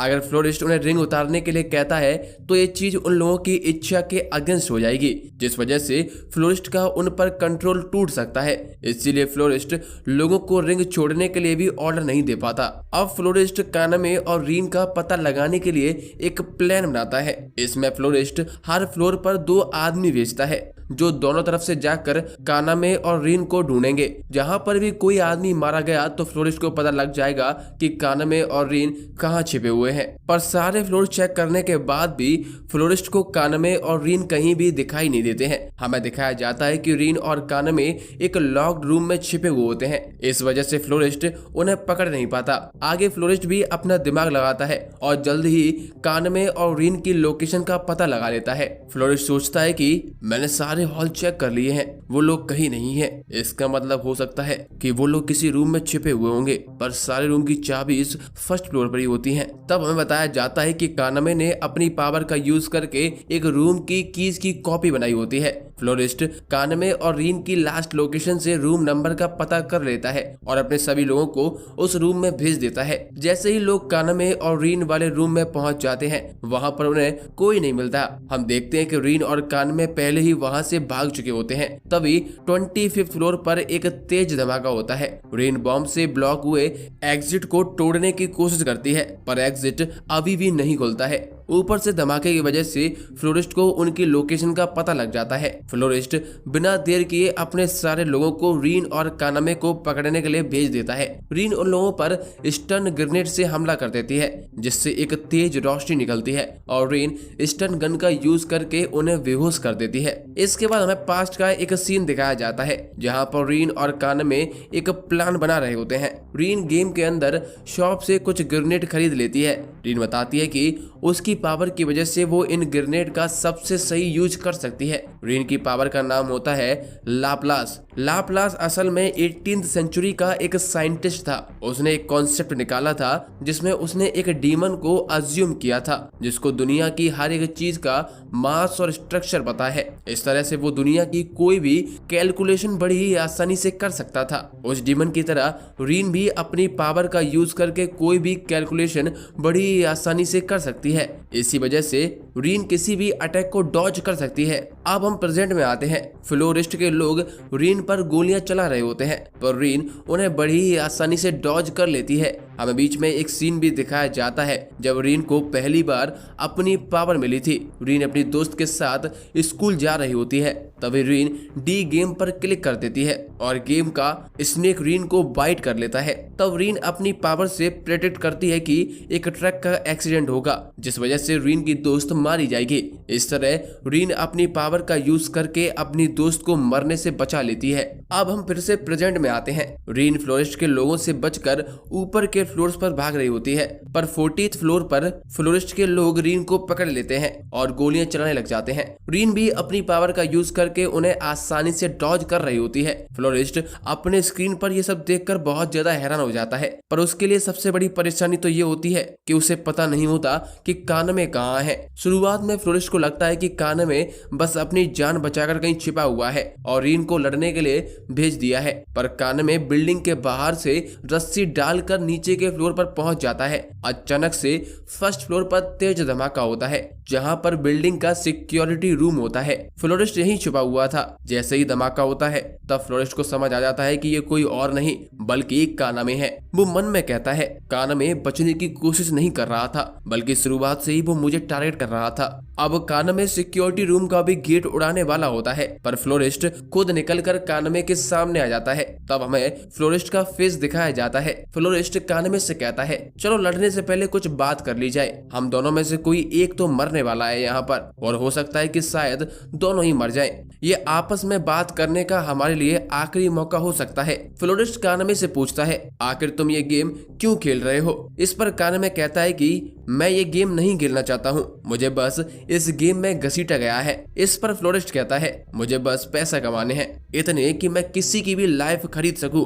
कानमे चिल्लाकर कहता है, क्या ये सही है कि तुम पैसों के लिए दूसरों को मार रहे हो? हम देखते हैं कि बहुत सारे पेड़ पौधे आकर फ्लोरिस्ट के चारों ओर रैप होकर एक स्ट्रॉन्ग सूट बना लेते हैं। अब फ्लोरिस्ट कानमे पर हमला शुरू करता है। कानमे भी एक बॉम्ब को फ्लोरिस्ट के ऊपर फेंकता है, पर उससे कुछ भी नहीं होता। कानमे ने सोचा था कि ये पेड़ बहुत ही कमजोर होंगे, पर फ्लोरिस्ट जिन पेड़ों को कंट्रोल कर रहा होता है वो बहुत ही प्राचीन और ताकतवर होते हैं, जिस वजह से फ्लोरिस्ट पर कानमे के हमले का कोई असर नहीं होता। कानमे अपनी पावर से मशीन गन बनाकर फ्लोरिस्ट पर हमला करता है। फ्लोरिस्ट उन्हें अपने हाथों से ही रोक देता है। दूसरी तरफ कानमे लगातार अपनी पावर यूज करने की वजह से बहुत ज्यादा एग्जॉस्ट हो चुका होता है और अपनी लिमिट पर पहुंच चुका होता है। इसके बाद फ्लोरिस्ट कानमे पर हमला करने के लिए आता है, पर कानमे एक फ्लैश बैंग यूज करता है जिससे तेज रोशनी निकलती है। इसका फायदा उठाकर कानमे वहां से भाग निकलता है। फ्लोरिस्ट भी तुरंत ही कानमे को पकड़ लेता है और उसे एक तेज पंच मारता है, जिससे कानमे बिल्डिंग में बनी ही चर्च में जाकर गिर जाता है। कानमे फिर से मशीन गन से फ्लोरिस्ट पर हमला करता है। फ्लोरिस्ट इस बार पेड़ की एक शील्ड बनाकर उन ब्लड्स को रोक देता है और कानमे पर हमला कर देता है। कानमे अब बहुत ही ज्यादा कमजोर हो चुका होता है। कानमे सोचता है, शायद मैं अब मरने वाला हूँ। तभी कानमे के अंदर से आवाज आती है, क्या तुम्हें सही में लगता है कि तुम मरने वाले हो? कानमे को बार बार एक हैमर की आवाज आ रही होती है। ये आवाज कानमे को बहुत ज्यादा रिलैक्सिंग लगती है। कानमे देखता है कि एक आदमी उसके सामने गर्म लोहे पर हैमर मार कर एक तलवार बना रहा होता है। वो आदमी कानमे से पूछता है, तुम यहाँ पर क्या कर रहे हो? तुम्हें तो जाकर बाहर उस आदमी से लड़ना है। कानमे कहता है, आखिर मैं क्या कर सकता हूँ? इसके बाद वो आदमी कानमे के द्वारा बनाई हुई मशीन गन लेता है और कहता है कि इससे तुम उस आदमी को जरूर हरा सकते हो। कानमे कहता है, मगर इसकी बुलेट्स तो काम नहीं कर रही हैं। वो आदमी कहता है, बुलेट्स तो काम कर रही हैं, बस तुम्हें और पावर चाहिए। फ्लोरिस्ट ने बुलेट से बचने के लिए दूसरी बार शील्ड यूज की थी। अगर तुम बुलेट्स की पावर को बढ़ा दो तो तुम उसे हरा सकते हो। अगले सीन में हम प्रेजेंट में आ जाते हैं। कानमे गन की पावर को 10% बढ़ा देता है और नई बुलेट्स बनाकर फ्लोरिस्ट पर हमला करता है। इस बार बुलेट्स के लगते ही फ्लोरिस्ट की शील्ड के टुकड़े टुकड़े हो जाते हैं। कानमे लगातार हमला करता है जिससे फ्लोरिस्ट का पूरा सूट टूटने लग जाता है। ये देखकर फ्लोरिस्ट भी कानमे पर हमला करने के लिए आता है, पर तभी फ्लोरिस्ट को एक लड़की दिखाई देती है, जिस वजह से फ्लोरिस्ट रुक जाता है और कानमे फ्लोरिस्ट को हरा देता है। फ्लोरिस्ट कानमे से उसे मारने के लिए कहता है और मरते हुए अपनी बेटी को याद करता है जिसका नाम सुजुमे होता है, पर कानमे फ्लोरिस्ट को छोड़ देता है। हम देखते हैं कि फ्लोरिस्ट और कानमे दोनों ही अपनी पावर का ज्यादा यूज करने की वजह से एग्जॉस्ट हो चुके होते हैं। तभी वहां पर रीन आ जाती है। रीन फ्लोरिस्ट के सामने एक डील रखती है और उससे पूछती है कि इस होटल में टोटल कितनी रिंग है। इस पर फ्लोरिस्ट बताता है कि होटल में टोटल 24 रिंग्स हैं। तब रीन कहती है कि इवेंट में 8th क्लैन का लीडर वेंग भी पार्टिसिपेट कर रहा है। इस गेम में अब तक सारी रिंग सभी स्ट्रॉन्ग प्लेयर्स ने कलेक्ट कर ली होंगी और अब वो लोग दूसरे लोगों की रिंग को कलेक्ट करने के लिए आएंगे। हम लोग वैसे ही बहुत ज्यादा थक चुके हैं। अगर हमें वेंग का सामना करना है तो हमें एक साथ होकर लड़ना होगा। हमारे जीतने का केवल यही एक रास्ता है। इसके बाद हम शूका पर शिफ्ट होते हैं। शूका पूरी सिटी में कानमे को ढूंढ रही होती है, जिस वजह से बहुत सारे स्नाइपर्स शूका को टारगेट कर रहे होते हैं। शूका उन्हें बड़ी ही आसानी से मार देती है, पर शूका बहुत ज्यादा परेशान भी हो जाती है। इसीलिए शूका अंडरग्राउंड मॉल में जाने का फैसला करती है, पर एक सफेद बालों वाली लड़की शूका को अंदर जाते हुए देख लेती है। अगले सीन में हम कानमे को देखते हैं। कानमे अपने क्लासरूम में क्योडा के साथ बैठा हुआ होता है। कानमे क्योडा से पूछता है, आखिर तुमने डी गेम गेम को क्यों खेला। इस पर क्योडे कानमे को उनका प्रॉमिस याद दिलाता है। कानमे, क्योडा और हमाडा तीनों लोग ड्राइविंग लाइसेंस लेने के बाद बाइक ट्रिप पर जाने वाले थे, पर किसी के भी पास बाइक खरीदने के लिए पैसे नहीं थे। इस वजह से क्योडा ने डी गेम में पार्टिसिपेट किया था। थोड़ी ही देर बाद वहां पर हमाडा भी आ जाता है। हमाडा के आने पर क्योडा भी उसके साथ जाने लगता है। जब कानमे भी उनके साथ चलने के लिए कहता है तो हमाडा और क्योडा दोनों कानमे से कहते हैं, तुम हमारे साथ नहीं चल सकते हो, तुमने अभी अपना काम पूरा नहीं किया है। यहाँ पर हमाडा और क्योडा दोनों कानमे से डी गेम को खत्म करने के लिए कह रहे होते हैं। तभी कानमे की नींद खुल जाती है। कानमे ये एक सपना देख रहा था। इसके बाद कानमे अपना फोन चेक करता है तो उस पर शूका का मैसेज आया होता है। शूका जल्दी ही कानमे से मिलने के लिए होटल आने वाली होती है। जैसे ही कानमे रूम से बाहर आता है तो उसे रीन मिल जाती है। हमें पता चलता है कि फ्लोरिस्ट साथ में काम करने के लिए मान जाता है और फ्लोरिस्ट फिर से सारे एग्जिट ब्लॉक करने के लिए गया हुआ होता है जो कानमे ने तोड़ दिए थे। जब फ्लोरिस्ट वापस आ जाता है तो रीन, कानमे और फ्लोरिस्ट उन लोगों के पास जाते हैं जिन्हें फ्लोरिस्ट ने अपने काबू में करके रखा हुआ था। सबसे पहले कानमे उस इंसान के पास जाता है जिसने कानमे को जिंदा छोड़ दिया था। कानमे कहता है कि तुमने मुझे नहीं मारा था, इसीलिए मैं तुम पर एक फेवर कर रहा हूँ। मैं तुम्हें 3 रिंग्स दे दूंगा और तुम्हें तुम्हारी गन भी वापस कर दूंगा, पर इसके बदले में जब तक ये इवेंट चल रहा है तुम हम में से किसी को भी नहीं मारोगे। अगर तुम चाहो तो हमारे साथ इस इवेंट के लिए एक टीम भी बना सकते हो। फ्लोरिस्ट भी कानमे के साथ काम कर रहा होता है, जबकि फ्लोरिस्ट ने ही इस आदमी को कंट्रोल किया था। इस बात से गुस्सा होकर वो आदमी कानमे के साथ टीम बनाने से मना कर देता है। अब कानमे उस आदमी को 3 रिंग दे देता है और उसकी रस्सी भी खोल देता है। इसके बाद वो आदमी वहां से जाने लगता है। फ्लोरिस्ट कानमे से कहता है, हमारी टीम में शूका को मिलाकर केवल 4 लोग हैं। अभी भी हमारे लिए वैंग और उसके क्लैन से लड़ना बहुत मुश्किल होगा। जैसे ही वो आदमी वैंग का नाम सुनता है वो वापस लौट आता है। उस आदमी की वैंग के साथ कुछ पर्सनल दुश्मनी होती है, इसीलिए वो आदमी भी कानमे की टीम को ज्वाइन करने के लिए मान जाता है। अब हम वैंग पर शिफ्ट होते हैं। वैंग अपने क्लैन के साथ रेस्ट कर रहा होता है। उनके पास टोटल 32 रिंग्स होती हैं जिनकी कीमत 500 मिलियन से भी ज्यादा होती है।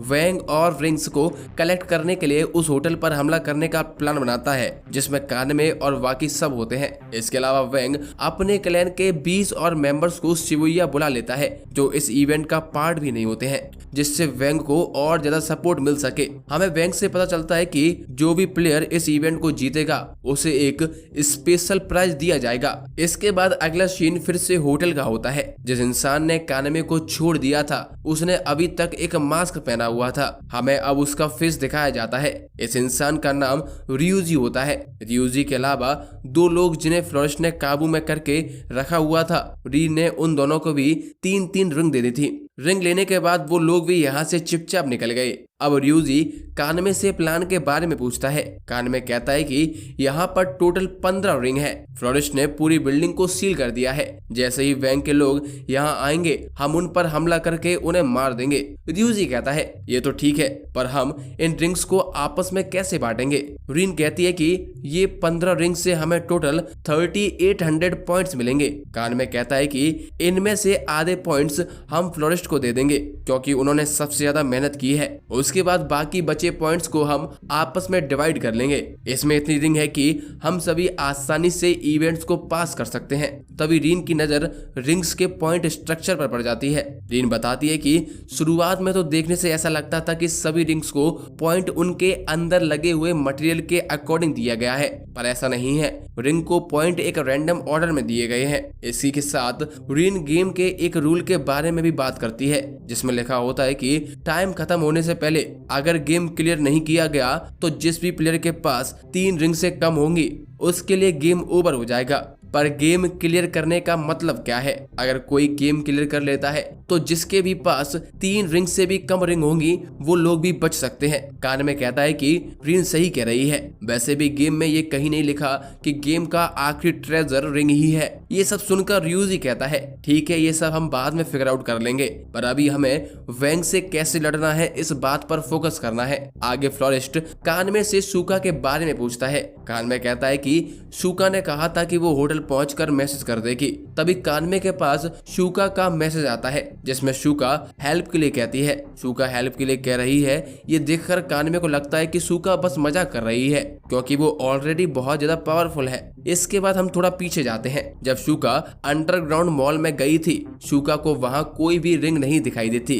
तभी एक प्लेयर शूका पर अपनी पावर से हमला करना शुरू कर देता है। ये प्लेयर पानी को कंट्रोल कर सकता है। उसका प्लान बेसमेंट को पूरा पानी से भरकर शूका को डुबाने का होता है, पर शूका तुरंत ही प्लान को समझ जाती है और एग्जिट की तरफ जाने लगती है। जैसे ही शूका एग्जिट पर पहुंचती है, उसे वहां एक लड़का दिखाई देता है। शूका उस पर हमला करती है, पर वो लड़का अपनी पावर से पानी की एक वॉल बना लेता है। शूका कहती है, तुम्हारी ये बॉल तुम्हें नहीं बचा पाएगी, और सही में शूका का वेपन पानी के वॉल के आर पार जाने लगता है। पर तभी वो लड़का पानी की वॉल को जमा देता है, जिससे शूका की चेन आइस में फंस जाती है और दूसरी तरफ से पानी धीरे धीरे आकर शूका को डुबा देता है। इस तरह से शूका बेसमेंट में फंस जाती है। उधर कानमे को शुरुआत में लग रहा होता है कि शूका मजाक कर रही है, पर रीन कानमे को समझाती है कि शूका ऐसा मजाक कभी भी नहीं करेगी। शूका ने मैसेज के साथ अपनी लोकेशन भी भेजी होती है। अब कानमे शूका की हेल्प के लिए अकेला जा रहा होता है। इस पर यूजी भी कानमे के साथ चल देता है। रीन कानमे को समझाने की कोशिश करती है कि शूका खुद एक ए रैंक प्लेयर है। अगर शूका कहीं फंसी है, यानी जिसने शूका को फंसाया है वो शूका से भी ज्यादा पावरफुल है, इसीलिए तुम्हें नहीं जाना चाहिए। इस पर कानमे कहता है, किसी भी टीममेट को अकेले छोड़ना ये मेरे लिए कोई ऑप्शन नहीं है। इस पर रीन भी कहती है, ठीक है फिर मैं बिल्डिंग के ऊपर से अपनी स्नाइपर राइफल से तुम्हें कवर कर दूंगी। अब कानमे और ryuji शूका की हेल्प करने के लिए जा रहे होते हैं। ryuji कहता है कि तुम्हारी गन कहाँ है। इस पर कानमे अपनी पावर का यूज करके मशीन गन क्रिएट कर लेता है। ये देखकर ryuji शॉक हो जाता है। ryuji कहता है, अगर तुम चीजों की कॉपी बना सकते हो तो तुम्हें रिंग्स की भी कॉपी बना लेनी चाहिए थी।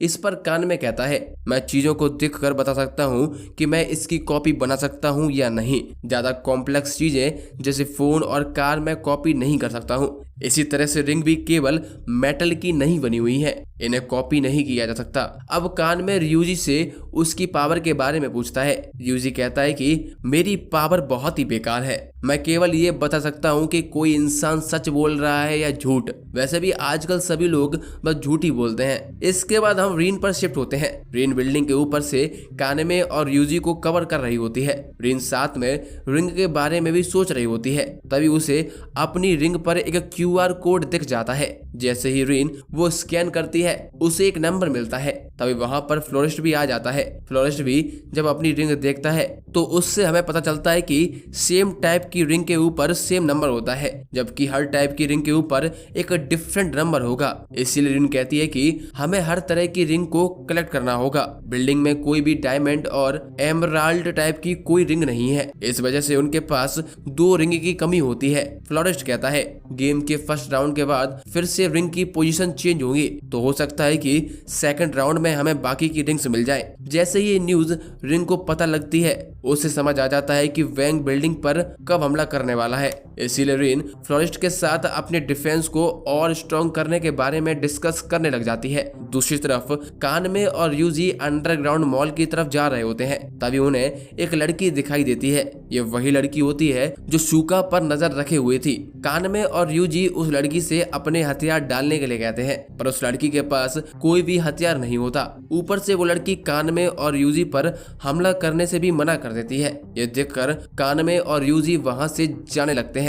वो लड़की दोनों से अंडरग्राउंड मॉल में जाने के लिए मना करती है क्योंकि वहां खतरा होता है। जब कानमे और ryuji वहां पहुंचते हैं तो वो देखते हैं कि पूरा अंडरग्राउंड मॉल पानी से भरा हुआ है। ये देखकर दोनों लोग शॉक हो जाते हैं। कानमे अपने कपड़े उतारकर अंदर जाने लगता है। ryuji कानमे को रोकने की कोशिश करता है, पर कानमे नहीं मानता। कानमे कहता है, अगर मैं 5 मिनट में बाहर नहीं आया तो तुम होटल वापस चले जाना और मेरे हिस्से की रिंग इस लड़की को दे देना। ऐसा बोलकर कानमे अंदर चला जाता है। कानमे के जाते ही ryuji अपनी गन उस लड़की पर लगा देता है और कहता है कि मुझे पता है तुमने झूठ बोला है, तुम्हें पता है कि ये अंडरग्राउंड मॉल में शूको को किसने फंसाया है। हम देखते हैं कि वो लड़की अपनी पावर यूज करती है, जिससे पास ही में लगा हुआ पानी का पाइप फट जाता है और उससे पानी निकलने लगता है। इसका फायदा उठाकर वो लड़की वहां से भाग जाती है, पर यूजी उसका पीछा करने लग जाता है। हमें इसके बाद एक सीन दिखाया जाता है जहाँ पर शुका पानी के ऊपर तैर रही होती है,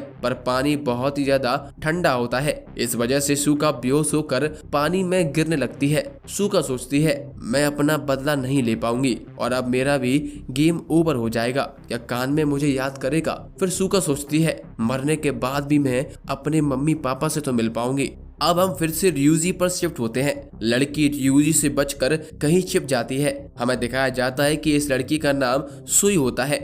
ये उस लड़के की बहन होती है जिसने शुका को अंडरग्राउंड मॉल में ट्रैप किया होता है। उस लड़के का नाम सोता होता है। सोता सुई से कहता है अगर हमने रिंग इकट्ठा नहीं करी तो हम दोनों मारे जाएंगे। इसके लिए हमें सबसे पहले रियूजी को मारना होगा, पर सुई किसी को भी मारने के फेवर में नहीं होती। बाद में सोता के समझाने पर सुई अग्री कर जाती है और यूजी पर हमला कर देती है, पर यूजी भी बड़ी ही अच्छी तरह से हमले को डॉज कर लेता है। जहां पर यूजी खड़ा होता है वहां आसपास पानी की कमी होती है। इस वजह से सुई और सोता दोनों ही ज्यादा कुछ कर नहीं सकते, इसीलिए दोनों लोग मिलकर एक प्लान बनाते हैं। रियूजी के पास वाले स्टोर में ही सोता छुपा हुआ होता है। तभी वहां से फोन की आवाज आती है। रियूजी को लगता है कि जरूर सुई इसी स्टोर में छिपी हुई है। उसे ढूंढने के लिए जैसे ही रियूजी स्टोर के अंदर जाता है, सोता स्टोर में रखी हुई बॉटल्स के पानी को कंट्रोल करता है और उसे रियूजी को फ्रीज कर देता है। रियूजी फ्रीज होने की वजह से बिल्कुल भी हिल नहीं पाता।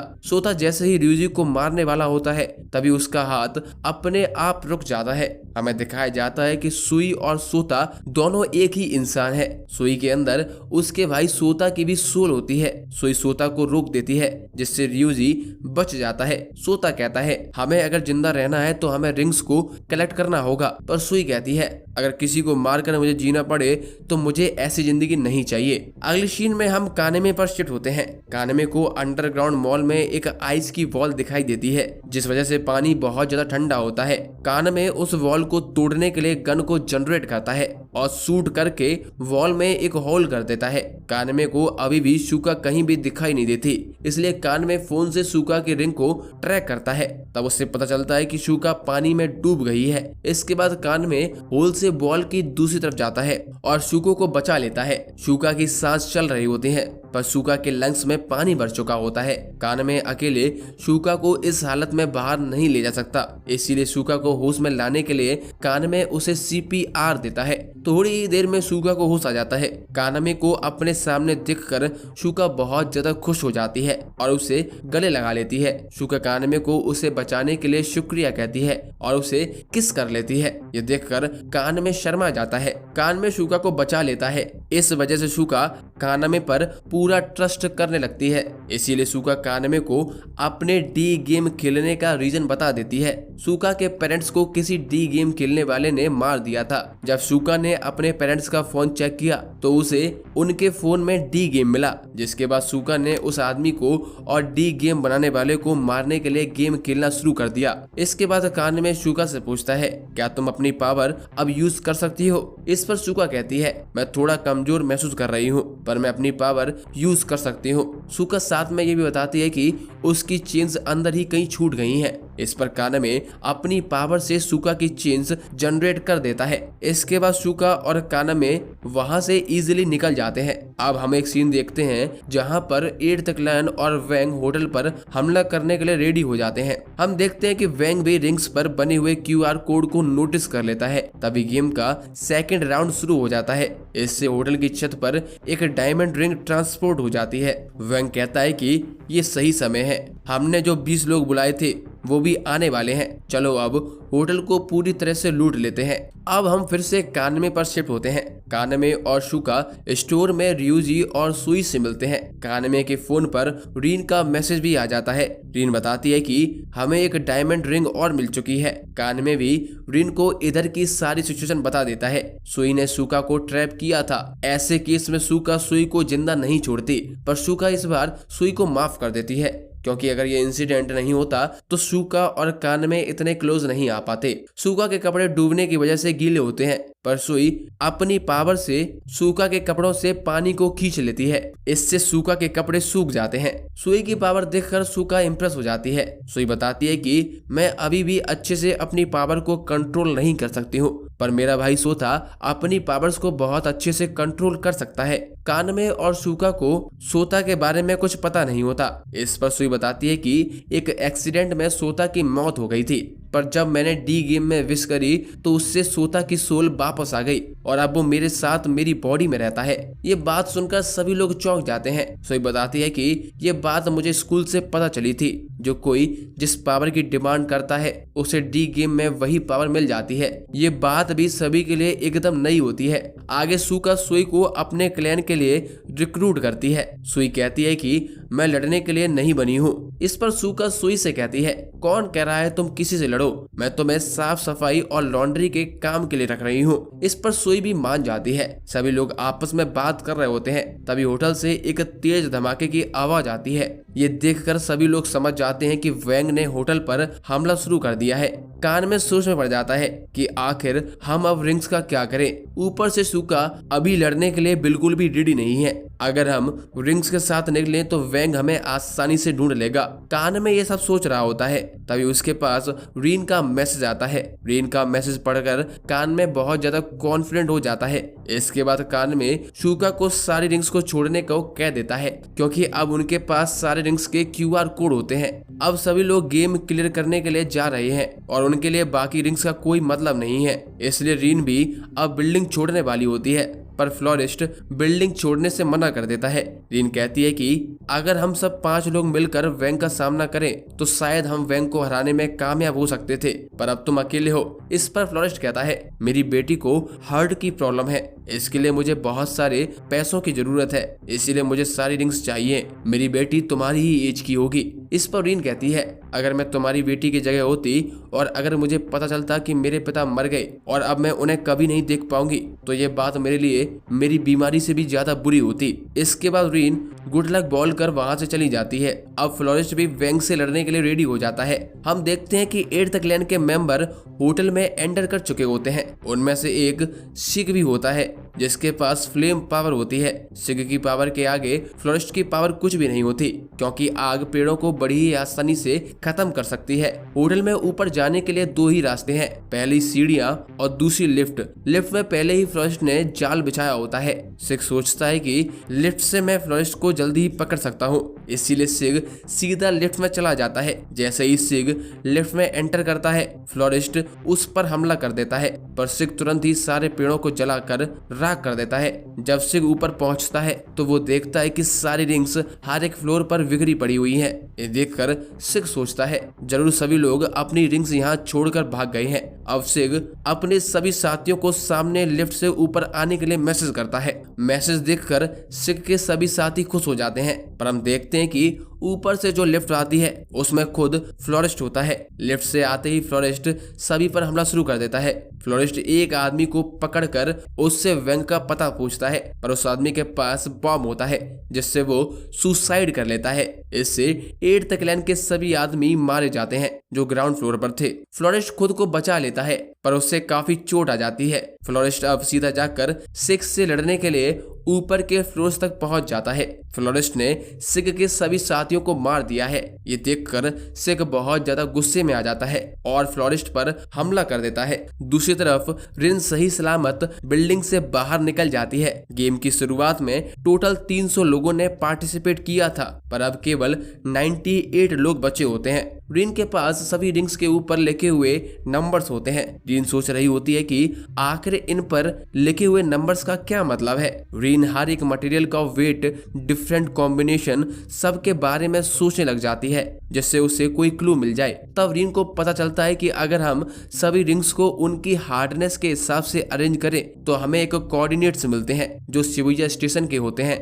इससे रिन को आइडिया लग जाता है कि जरूर ट्रेजर को शिबुया स्टेशन के अंदर कहीं छिपाया हुआ है। आगे हमें पास्ट का एक सीन दिखाया जाता है। रीन बिल्डिंग से जाने से पहले फ्लोरेस्ट को वार्न करती है कि 8th क्लैन का लीडर वैंग बहुत ही ज्यादा खतरनाक है। वो यहाँ पर रिंग्स को लेने के लिए जरूर आएगा, चाहे कोई पहलवान हो या कोई स्टूडेंट, वैंग किसी को भी नहीं छोड़ेगा। वैंग के अलावा 8th क्लैन में 2 लोग और हैं। वैंग का लेफ्ट हैंड केइची कात्सुरा। केइची एक मार्शल आर्टिस्ट है। वो अपनी पावर का यूज करके बिना किसी को भी टच किए उसे कुचल सकता है। केइची के अलावा एक और मेंबर है। इसने 8th क्लैन को रिसेंटली ही ज्वाइन किया है और वो अब 8th क्लैन का टॉप मेंबर बन चुका है। इसका नाम सिग है। सिग के पास फायर पावर होती है जिसका यूज करके वो फ्लोरेस्ट को बड़ी ही आसानी से मार सकता है। अब हम फिर से प्रेजेंट में शिफ्ट हो जाते हैं। फ्लोरेस्ट और सिग दोनों एक दूसरे के आमने सामने होते हैं। फ्लोरेस्ट रीन की बात याद करता है और कहता है कि मेरे पास अब कोई और रास्ता नहीं है।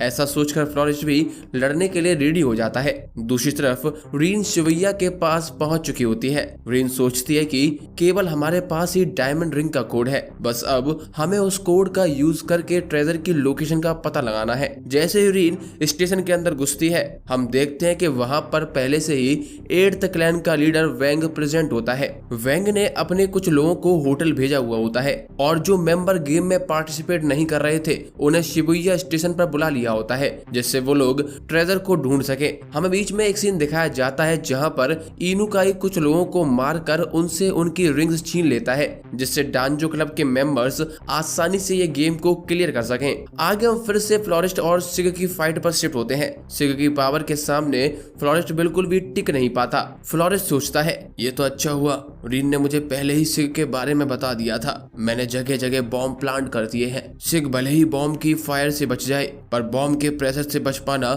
सिग के लिए नामुमकिन है। ऐसा सोचकर फ्लोरेस्ट एक जगह पर रुक जाता है। तभी वहां पर पीछे से केइची आकर हमला कर देता है जिसकी वजह से फ्लोरेस्ट सीधा सिग की तरफ जाकर गिरता है और सिग एक झटके में फ्लोरेस्ट के दिल को चीर देता है। सिग और केइची दोनों को लगता है कि फ्लोरेस्ट मर गया है, पर तभी फ्लोरेस्ट अपनी पावर यूज करता है जिससे दीवारों से बहुत सारे पेड़ निकल आते हैं जिनके ऊपर बॉम्ब लगे हुए होते हैं। बॉम्ब के फटने की वजह से वहां पर एक तेज धमाका होता है, पर हम देखते हैं कि केइची अपनी पावर का यूज करके खुद और सिग को बचा लेता है। बॉम्ब के फटने की वजह से फ्लोरेस्ट और भी ज्यादा घायल हो जाता है, पर वो किसी तरह खुद को बचाकर वहां से भाग जाता है, पर फ्लोरेस्ट का खून जमीन पर निशान बना देता है। इसके बाद निशान का पीछा करते हुए केइची और सिग दोनों फ्लोरेस्ट तक पहुंच जाते हैं। लास्ट में फ्लोरेस्ट मरते हुए दोनों से कहता है तुम फूलों को कमजोर मत समझो, मेरे साथ तुम भी यही मारे जाओगे। तभी हम देखते हैं कि पूरी बिल्डिंग टूटने लग जाती है।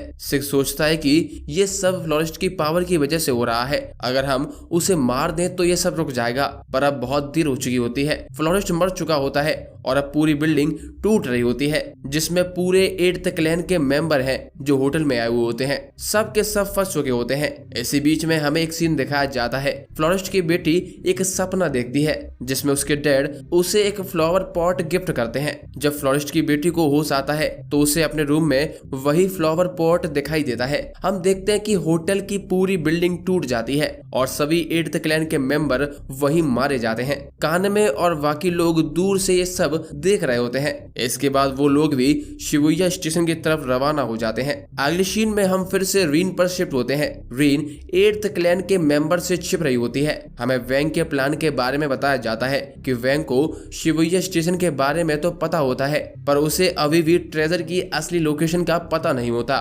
इसीलिए वैंग सोचता है कि जो भी इस स्टेशन पर आएगा यानी उसने कोड को क्रैक कर लिया होगा। ऐसा सोचकर वैंग वहां पर और लोगों के आने का वेट कर रहा होता है। रीन 8th क्लैन के मेंबर से बचने के लिए एक पिलर के पीछे छिपी हुई होती है, पर एक 8th क्लैन के मेंबर के पास स्मेल करने की पावर होती है जिससे वो रीन का पता लगा लेता है। अब रीन उनसे बचने के लिए भागती है, पर वैंग बड़ी ही आसानी से रीन को पकड़ लेता है। इसके बाद वैंग रीन से गेम के सीक्रेट के बारे में पूछने लग जाता है, पर रीन उसे कुछ भी नहीं बताती है। इसी वजह से वैंग रीन को टॉर्चर करने लगता है और उसका हाथ तोड़ देता है, पर रीन अभी भी वैंग को कुछ नहीं बताती है और टाइम पास करने के लिए वैंग को एक स्टोरी सुनाती है। रीन कहती है कि मुझे डी गेम एक पॉइजनस गेम की तरह लगता है, चाहे चाइना में एक एक्सपेरिमेंट किया गया था जिसमें बहुत सारे जहरीले कीड़ों को एक जार में बंद कर दिया था। सभी जहरीले कीड़ों ने एक दूसरे को मारना शुरू कर दिया और लास्ट में जो कीड़ा बचा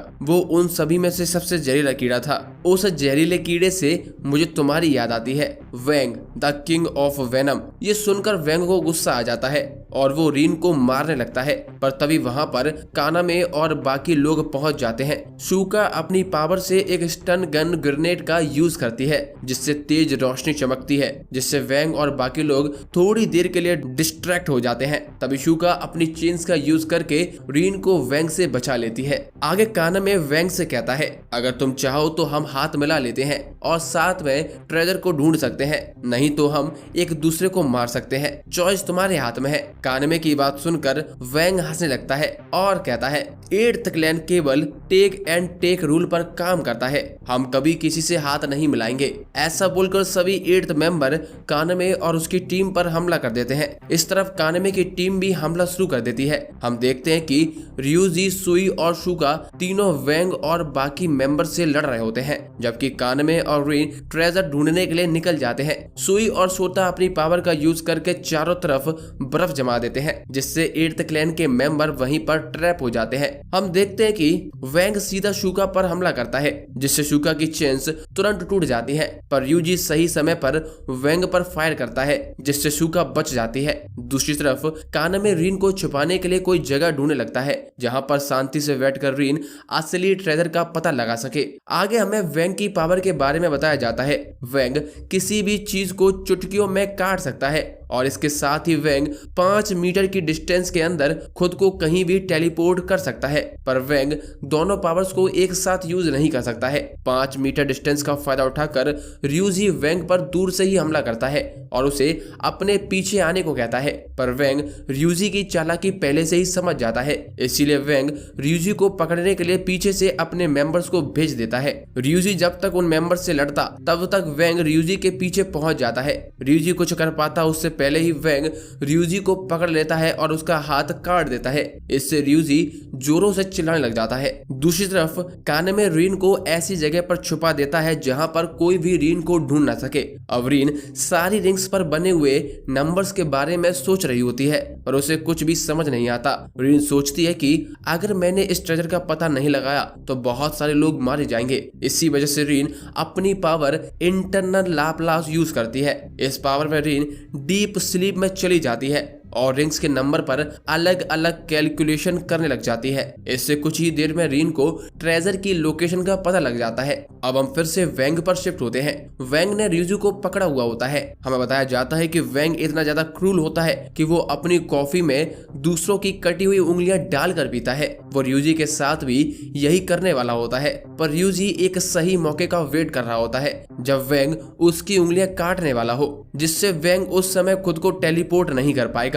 तब रियूजी बॉम्ब का यूज करके खुद को और उसे मार देगा। जैसे ही वेंग रियूजी की उंगलियों को काटने वाला होता है, वहां पर कानमे आ जाता है। कानमे वेंग से कहता है कि मैं खुद को सरेंडर कर रहा हूँ। ये सुनकर वेंग और सभी 8th क्लैन के मेंबर्स हंसने लग जाते हैं। रियूजी भी शुरुआत में चौंक जाता है, पर वो अपनी पावर का यूज करता है, जिससे रियूजी को पता लग जाता है कि कानमे झूठ बोल रहा है। कानमे अपनी जेब से एक की निकालता है और कहता है कि ये वो की है जिससे इवेंट का ट्रेजर खुलेगा। मैं तुम्हें ये की देने के लिए रेडी हूँ, पर इसके बदले में तुम मुझ पर हमला नहीं करोगे। ये एक गिव एंड टेक वाली डील है, जबकि 8th क्लैन केवल टेक एंड टेक के नारे पर ही काम करता है। कानमे की बात सुनकर वेंग कानमे से इम्प्रेस हो जाता है और उससे कहता है, ठीक है, मैं केवल चाबी के बदले तुम्हें पेनलेस डेथ दे सकता हूँ। इस बार कानमे तुरंत अपनी पावर से एक गन जनरेट करता है और कहता है, तुम ये बात समझ ही नहीं रहे हो। मैं चाहूँ तो अभी इस चाबी को गन से शूट कर सकता हूँ। रियूजी को उसकी पावर से पता चल जाता है कि कानमे झूठ बोल रहा है,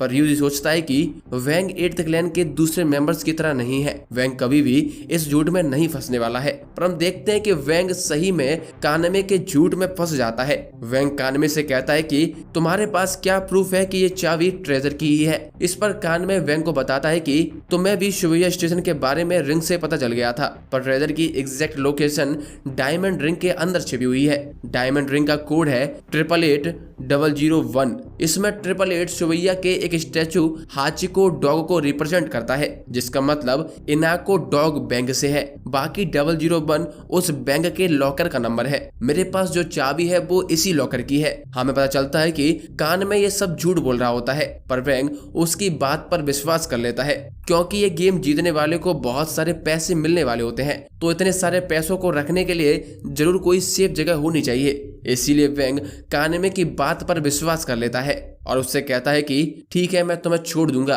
पर मैं रियूजू को जरूर मारूंगा। इस पर कानमे कहता है ठीक है, वैसे भी मुझे इससे बिल्कुल भी फर्क नहीं पड़ता है। कानमे की बात सुनकर वेंग रियूजी पर हंसने लग जाता है। रियूजी को शुरुआत में थोड़ा झटका लगता है, पर बाद में रियूजी कानमे को शुक्रिया कहता है और वेंग को मारने का मौके का इंतजार करने लगता है। अब कानमे वेंग से कहता है तुम्हें इस चाबी को खुद अपने हाथ से देख लेना चाहिए। ऐसा बोलकर कानमे चाबी को वेंग की तरफ उछाल देता है। हम देखते हैं कि वेंग जब तक चाबी को पकड़ता तब तक कानमे अपने BGL कॉइन कलेक्टर पर एक कोड टाइप करने लगता है। हमें बताया जाता है कि असल में डायमंड रिंग पर 185911 कोड होता है। रीन पता लगाती है कि यह नंबर ईयर और मंथ को प्रेजेंट करता है जब डार्विन नाम के साइंटिस्ट ने स्पीशीज की खोज की थी, लेकिन इसका और डी गेम का आपस में कोई कनेक्शन नहीं है। इसका मतलब जरूर ये कोई पास कोड है। हमें पहले से ही शिबुया की लोकेशन के बारे में पता था, यानी ट्रेजर जरूर शिबुया के स्टेशन के अंदर है। स्टेशन के पास केवल कॉइन कलेक्टर ही है जिसको खोलने के लिए 6 डिजिट का पास कोड लगता है। इससे रीन को पता लग जाता है कि असली ट्रेजर कॉइन कलेक्टर के अंदर है। जब तक वेंग चाबी कलेक्ट करता है तब तक कान में ट्रेजर को ढूंढ लेता है। जैसे ही वेंग ये देखता है वो कानमे पर हमला करने की कोशिश करता है, पर तब तक बहुत देर हो चुकी होती है। गेम खत्म हो गया होता है और सभी लोगों के चारों ओर स्क्वायर बॉक्स आकर उन्हें पकड़ लेते हैं। वेंग बहुत ज्यादा गुस्से में होता है, पर अब वो कुछ कर भी नहीं सकता है। गेम की अनाउंसमेंट होती है, कानमे ने गेम को क्लियर कर लिया है। इसके बाद सभी लोगों को शिबुया से एक एक करके टेलीपोर्ट किया जाता है। हमें साथ ही में एक सीन दिखाया जाता है जहाँ पर एक मास्क वाली लड़की ने कानमे पर बैट लगाई थी और अब वो ढेर सारा पैसा जीत चुकी होती है। अब जब गेम खत्म हो चुका होता है तो कानमे बॉक्स के अंदर देखता है जो उसे कॉइन कलेक्टर के अंदर मिला था। कानमे को उसके अंदर एक फोन मिलता है। जैसे ही कानमे फोन पिक करता है तुरंत उस पर एक कॉल आती है। ये कॉल डी गेम के होस्ट ने की होती है। होस्ट कानमे को गेम क्लियर करने के लिए कांग्रेचुलेट करता है, पर कानमे बहुत ज्यादा गुस्से में होता है। कानमे उससे चिल्लाकर कहता है कि आखिर तुमने ही ये गेम क्रिएट करी है ना, तुम्हारे चक्कर में मेरे दोस्त मारे गए। इस पर होस्ट कहता है मैंने केवल इंटरफेस बनाया है। कानमे कहता है कि तुम बात को घुमाने की कोशिश मत करो। तब होस्ट कहता है तुम्हारे पास बस यही एक मौका है, जब तुम मुझसे बात कर रहे हो तुम्हें गुस्सा करना है या मेरी बात सुननी है, ये तुम डिसाइड कर सकते हो। होस्ट की बात सुनकर कानमे थोड़ा शांत हो जाता है। तब होस्ट कानमे को गेम क्लियर करने का प्राइज के बारे में बताता है। कानमे को टोटल 10,000 पॉइंट्स मिलते हैं, जिनमें से कानमे 5,000 पॉइंट्स अपने दोस्तों में डिवाइड करने के लिए कहता है। कानमे को बैटल रॉयल मोड के लिए एडिशनल 257 पॉइंट्स और मिलते हैं क्योंकि उसने फ्लोरिस्ट के खिलाफ लड़ाई जीती थी। होस्ट बताता है कि 10,000 पॉइंट्स तो बस एक एक्स्ट्रा प्राइज है। इस इवेंट का मेन प्राइज एक स्पेशल प्रिविलेज है। होस्ट कानमे की कोई भी एक विश को पूरी कर सकता है, पर यह विश ऐसी होनी चाहिए जो होस्ट पूरी कर सके। किसी मरे हुए को जिंदा करना या किसी को इमॉर्टल बनाना ये होस्ट के बस की बात नहीं है। कानमे होस्ट से गेम क्विट करने की विश मांगता है, पर होस्ट मना कर देता है और कहता है ये विश मेरे गोल्स के अगेंस्ट में है, इसीलिए मैं तुम्हारी ये विश को पूरी नहीं कर सकता हूँ। कानमे कहता है आखिर फिर तुम मेरी कौन सी विश पूरी करोगे? इस पर होस्ट बताता है कि मैंने पहले भी कुछ लोगों की विश पूरी की है। इसमें हमें 2 लोगों का नाम बताया जाता है। एक तो वो लड़की होती है जो हमें कैसीनो में दिखाई गई थी। गेम के होस्ट ने उसे कैसीनो चलाने की परमिशन दी होती है। उसके अलावा दूसरे डांजो बॉक्सिंग क्लब का लीडर होता है जिसे होस्ट ने बिजनेस में हेल्प की होती है। इनके बारे में सुनकर भी कानमे गेम क्विट करने की जिद नहीं छोड़ता है। इसीलिए होस्ट कानमे को गेम क्विट करने के 2 रास्ते बताता है। पहला रास्ता कि अगर कोई इंसान इस गेम को क्लियर कर लेगा तो होस्ट जो चाहता है उसे वो मिल जाएगा। इस तरह गेम अपने आप ही खत्म हो जाएगा। इसके अलावा अगर कोई होस्ट को मार दे और सिस्टम को डिस्ट्रॉय कर दे तब भी गेम खत्म हो जाएगा। होस्ट की बात सुनकर कानमे अपनी विश मांगने के लिए रेडी हो जाता है। कान में कोई ऐसी विश मांगता है जिससे वो लोगों को डी गेम के अंदर मारने से बचा सके और उसे खुद भी किसी को मारना ना पड़े। इसके अलावा कोई ऐसी विश जिसके बाद लोगों को डी गेम बिल्कुल भी पसंद ना आए और लोग ये गेम खेलना छोड़ दें। ये सब बातें सोचकर कान में होस्ट से अपनी विश मांगता है, पर हमें इसके बारे में बताया नहीं जाता। कॉल के लास्ट में होस्ट कानमे को उसकी पावर्स के बारे में बताता है। हमें कानमे की पावर का नाम फायर गॉड ऑफ आयरन बताया जाता है। कानमे की एकदम न्यू और बहुत ही रेयर टाइप की पावर होती है। इसके बाद कानमे को भी टेलीपोर्ट कर दिया जाता है और जिस फोन पर होस्ट का कॉल आया था वो फोन भी डिस्ट्रॉय हो जाता है। अगले सीन में हम देखते हैं कि इस इवेंट को हुए 2 महीने गुजर चुके होते हैं। सारे न्यूज चैनल पर शिबुया में हुए इंसिडेंट्स को टेररिस्ट अटैक की तरह दिखाया जाता है जिससे लोगों को डी गेम के बारे में पता न लग सके। इसके अलावा हमें कानमे का तीसरा दोस्त शिनोजुका भी दिखाया जाता है। कानमे ने जब से डी गेम खेलना स्टार्ट किया था वो तब से ही स्कूल नहीं गया होता है। साथ ही में कानमे के 2 दोस्त जिन्होंने डी गेम खेला था वो भी मर चुके होते हैं, पर शिनोजुका को इस बारे में कुछ भी नहीं पता होता। शिनोजुका को लगता है कि उसके दोस्त उसे बिना बताए कहीं चले गए हैं। आगे हम शूका और शुई पर शिफ्ट होते हैं। शूका अपने क्लैन के लिए एक घर खरीदने की सोच रही होती है जिसे वो लोग अपना बेस बनाने वाले हैं। शूका सुई से कहती है हमारा बेस स्ट्रांग होना चाहिए जो हमें दूसरों के हमले से प्रोटेक्ट करे, इसीलिए सभी क्लैन अपने बेस के लिए एक बड़ी बिल्डिंग खरीदते हैं। शूका को समझ नहीं आ रहा होता है कि वो टोक्यो के किस एरिया में घर खरीदे क्योंकि अभी भी शिबुया पर वेंग का राज होता है और कानमे से बदला लेने के लिए घूम रहा होता है। शूका के बाद हम रीन पर शिफ्ट होते हैं। रीन फ्लोरिस्ट की बेटी सुजुनो के पास एक लॉयर भेजती है। लॉयर सुजुनो को बताता है कि उसके फादर की डेथ हो गई है पर उन्होंने एक लाइफ इंश्योरेंस ले रखी थी जिसके लिए लॉयर सुजुनो को एक चेक काट कर देता है। पर असल में कानमे ने इवेंट से जो पैसे जीते थे उनमें से उसने फ्लोरिस्ट के हिस्से के पैसे भिजवाए होते हैं। कानमे ने अपना क्लैन बना लिया होता है। ये खबर पूरे डी गेम में फैल जाती है, इसलिए लॉयर भी कानमे से मिलना चाहता है पर रीन उसे मना कर देती है। आगे सुजू ने अपने फादर की डेथ के बारे में सुनकर दुखी हो जाती है और पैसे लेने से इनकार कर देती है। जैसे ही सुजू ने अपने रूम से बाहर आती है तब उसकी मुलाकात रीन से होती है। रीन और सुजू ने दोनों लगभग सेम एज के ही होते हैं। सुजू ने रीन को बताती है कि एक आदमी मुझे ये चेक देकर गया पर मुझे विश्वास नहीं हो रहा कि ये असली है क्योंकि ये पैसे मुझे मेरे फादर के मरने पर मिले हैं, पर मेरे फादर इतनी जल्दी मर नहीं सकते हैं। इस पर रीन कहती है तुम्हें बैंक जाकर देख लेना चाहिए, तब पता लगेगा कि ये चेक असली है या नहीं, और अगर तुम्हें अपने फादर के बारे में जानना है तो मुझे कांटेक्ट करना। इसके बाद रीन सुजुनो को अपना कार्ड देकर वहां से चली जाती है। अगले सीन में हम ryuji पर शिफ्ट होते हैं। ryuji डांजो बॉक्सिंग क्लब के साथ होता है। डांजो बॉक्सिंग क्लब में काइडे नाम की एक लड़की होती है जो अपनी पावर से किसी को भी हील कर सकती है। काइडे ने अपनी पावर का यूज करके ryuji और रीन दोनों के हाथों को हील कर दिया होता है। डांजो बॉक्सिंग क्लब से टोटल 26 मेंबर्स होते हैं जो डी गेम में पार्टिसिपेट करते हैं। बाकी मेंबर्स नॉर्मली बॉक्सिंग क्लब में फाइट वगैरह करते हैं। डांजो ryuji को बताता है कि मैंने डी गेम इसीलिए खेलना शुरू किया था जिससे मैं इस दुनिया का सबसे स्ट्रॉन्गेस्ट इंसान बन सकूं। हमें साथ में ये भी पता चलता है कि एक इवेंट जीतने के बाद होस्ट ने डांजो को एक स्पेशल राइड दिया था जिसमें डांजो अपने सभी डी गेम के मैचेस को लाइव टेलीकास्ट कर सकता है और उनसे पैसे कमा सकता है। हम देखते हैं कि कानमे इवेंट के बाद पिछले 2 महीने में डांजो बॉक्सिंग क्लब में रहकर खुद को ट्रेन कर रहा होता है। इसके साथ ही कानमे डांजो के साथ एक अग्रीमेंट करता है जिसमें कानमे काइडे से रीन और ryuji दोनों को हील करने के लिए कहता है और दोनों क्लैन को साथ में काम करने के लिए बोलता है। डांजो कानमे की बात से अग्री तो करता है पर कानमे उसके साथ काम करने के काबिल भी है या नहीं है, इसके लिए डांजो कानमे को एक मैच के लिए चैलेंज करता है। आगे डांजो और कानमे एक दूसरे के सामने होते हैं। दोनों लोग 10 मिनट तक एक दूसरे से लड़ेंगे और जो भी इंसान सबसे पहले हार मान लेगा वो हार जाएगा। डांजो एक मार्शल आर्टिस्ट होता है इसीलिए वो किसी भी वेपन को यूज करने से मना कर देता है, पर कानमे पर ऐसी कोई रिस्ट्रिक्शन नहीं होती है। जैसे ही कानमे अपनी पावर का यूज करता है वैसे ही मैच स्टार्ट हो जाता है। कानमे अपनी पावर का यूज करके एक गन क्रिएट करता है पर डांजो एक ही पंच में गन को तोड़ देता है। हम देखते हैं कि कानमे के रिफ्लेक्सेस पहले से बहुत ज्यादा फास्ट हो चुके होते हैं। तभी वहां पर रीन भी आ जाती है। रीन भी आकर डांजो और कानमे का मैच देखने लग जाती है। हमें रीन से पता चलता है कि डांजो डी गेम में 4th रैंक पर है।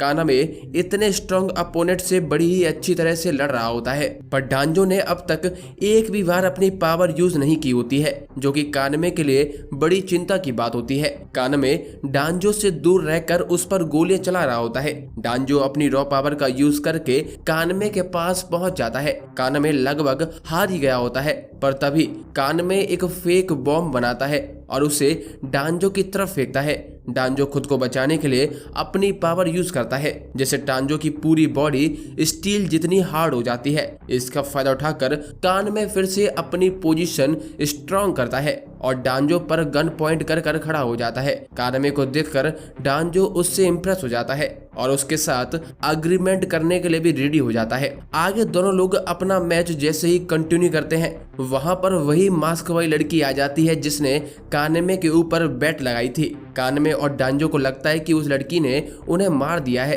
पर असल में ये एक इल्यूजन होता है। ये लड़की कानमे को लड़ता हुआ देखकर उससे इम्प्रेस हो जाती है। इस लड़की का नाम जुएलान होता है। जुएलान डी गेम में रैंक 1 पर होती है और डांजो की दोस्त होती है। अगली सीन में हम देखते हैं कि जुएलान कानमे को किडनैप कर लेती है और वहां पर खड़े सभी लोग कुछ भी नहीं कर पाते। जब ये बात सुका को पता लगती है तो वो सभी पर गुस्सा होने लगती है। रीन सुका को बताती है कि जुएलान के पास एक ऐसी टेक्निक थी जिससे हम लोग एकदम फ्रीज हो गए थे। ये मार्शल आर्ट की एक टेक्निक होती है जिसे एनर्जी स्वॉर्ड कहते हैं। जुएलान ने इस टेक्निक में मास्टरी की होती है। इसके बाद सुका तुरंत ही अपने फोन में कानमे को ट्रैक कर लेती है और सभी लोग कानमे को बचाने के लिए निकल पड़ते हैं। दूसरी तरफ कानमे जुएलान के साथ उसकी कार में होता है। जुएलान ने कानमे को बांध कर रखा होता है जिससे कानमे अपनी पावर को यूज ना कर सके। कानमे जुएलान से पूछता है, आखिर तुम्हें मुझसे क्या चाहिए? इस पर जुएलान कहती है कि तुम्हारी पावर बहुत ज्यादा अमेजिंग है। मैंने पहली बार ऐसी पावर देखी है जो असैसिनेशन में मुझसे ज्यादा अच्छी हो। ये बात सुनकर कानमे एकदम शॉक रह जाता है। तब हमें पता चलता है कि जुएलान एक असैसिन फैमिली से होती है। जुएलान की फैमिली करीबन 2000 सालों से असैसिनेशन का काम कर रही होती है। जुएलान कानमे को उसके लिए काम करने के लिए कहती है, पर कानमे तुरंत ही मना कर देता है। जुएलान कहती है, तुम्हें पता भी नहीं है, इतना अच्छा टैलेंट एक हाई स्कूल स्टूडेंट की बॉडी में छुपा हुआ है। अगर डी गेम नहीं होता तो तुम्हें इसके बारे में कभी पता नहीं चलता। कानमे को लगता है कि जुएलान उसकी पावर के बारे में बात कर रही है, पर जुएलान कहती है कि तुम्हें खुद पता है मैं किस बारे में बात कर रही हूँ। तुम जब एक वेपन को होल्ड करते हो तो तुम्हारा अलग ही रूप आ जाता है। तुम्हारा डर अचानक से एक्साइटमेंट में बदल जाता है। जुएलान की बातें सुनकर कानमे ऐसा कुछ भी मानने से इनकार कर देता है। जुएलान कहती है कि केवल मैं ही तुम्हारे इस टैलेंट को और ज्यादा निखार सकती हूँ। वैसे भी मेरी फैमिली को एक सक्सेसर चाहिए जो हमारी फैमिली को आगे तक लेकर जाए। इसके लिए मुझे तुम्हारे बच्चों की माँ बनने में कोई परेशानी नहीं है। जुएलान की बात सुनकर कानमे थोड़ा शर्मा जाता है। तभी हम देखते हैं कि शुका और बाकी लोग जुएलान की कार का पीछा करने लगते हैं। कानमे शिवैया इवेंट के बाद बहुत ज्यादा फेमस हो गया था और अब लोग कानमे के ऊपर हमला शुरू कर सकते हैं। इसीलिए रीन ने कानमे के ऊपर एक ट्रांसमीटर लगा दिया था। जुएलान ने ट्रांसमीटर पहले ही तोड़ दिया था, पर कानमे का फोन अभी भी ऑन था, जिसका यूज करके ये लोग कानमे की लोकेशन निकाल लेते हैं। जुएलान कानमे को डराते हुए कहती है, तुम्हें पता है ये लोग मेरा सामना नहीं कर सकते हैं। अगर तुम चाहते हो कि ये लोग जिंदा रहे तो इन्हें विड्रॉ करने को बोलो। ऐसा बोलकर जुएलान सुका को फोन लगाती है, पर कानमे सुका को मना करने की जगह उसे बचाने के लिए कहता है। ये देखकर जुएलान कहती है, क्या तुम्हें लगता है कि ये लोग तुम्हें बचा पाएंगे, वो भी मुझसे? कानमे कहता है, मैंने अब तक इस गेम में इसीलिए सर्वाइव किया है क्योंकि मैंने किसी को भी नहीं मारा है। मैं कभी भी ऐसे किसी भी इंसान की बात नहीं सुनूंगा जिसे दूसरों को मारने के अलावा कुछ भी नहीं आता हो।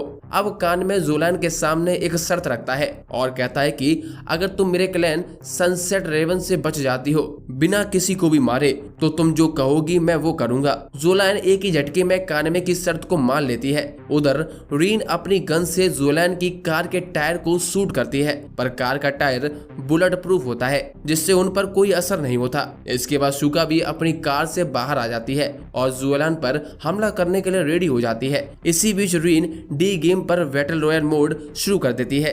ये कानमे के क्लैन का किसी दूसरे क्लैन के साथ पहला मैच होता है। शुका और जुएलान दोनों एक दूसरे से बराबरी पर लड़ रहे होते हैं। जुएलान शुका पर अपनी एनर्जी स्वॉर्ड का यूज करती है, पर शुका थोड़ी ही देर में उससे रिकवर कर जाती है और जुएलान पर हमला करने लगती है। शुका इतनी जल्दी रिकवर हो गई थी, इसीलिए जुएलान शुका की तारीफ भी करती है। जुएलान शुका से लड़ते हुए बड़ी आसानी से उसकी चेन्स को डॉज कर रही होती है, इसीलिए शुका जुएलान के वेपन्स को चेन से बांधकर खींच लेती है, पर जुएलान हार नहीं मानती। जुएलान पहले तो शुका की कार का एक टायर पंक्चर कर देती है, फिर एक ही झटके में रीन की गन को दूर फेंक देती है। ऐसा लगता है कि जुएलान मैच जीत गई है, पर तभी कान में जुएलान की कार के अंदर से 2 वाइन की बोतल को बाहर फेंकता है और शुका उन्हें तोड़ देती है, जिसका फायदा उठाकर सोटा वाइन को कंट्रोल करके जुएलान की कार के टायर को वस्ट कर देता है। इससे जुएलान के ड्राइवर को कार रोकनी पड़ती है।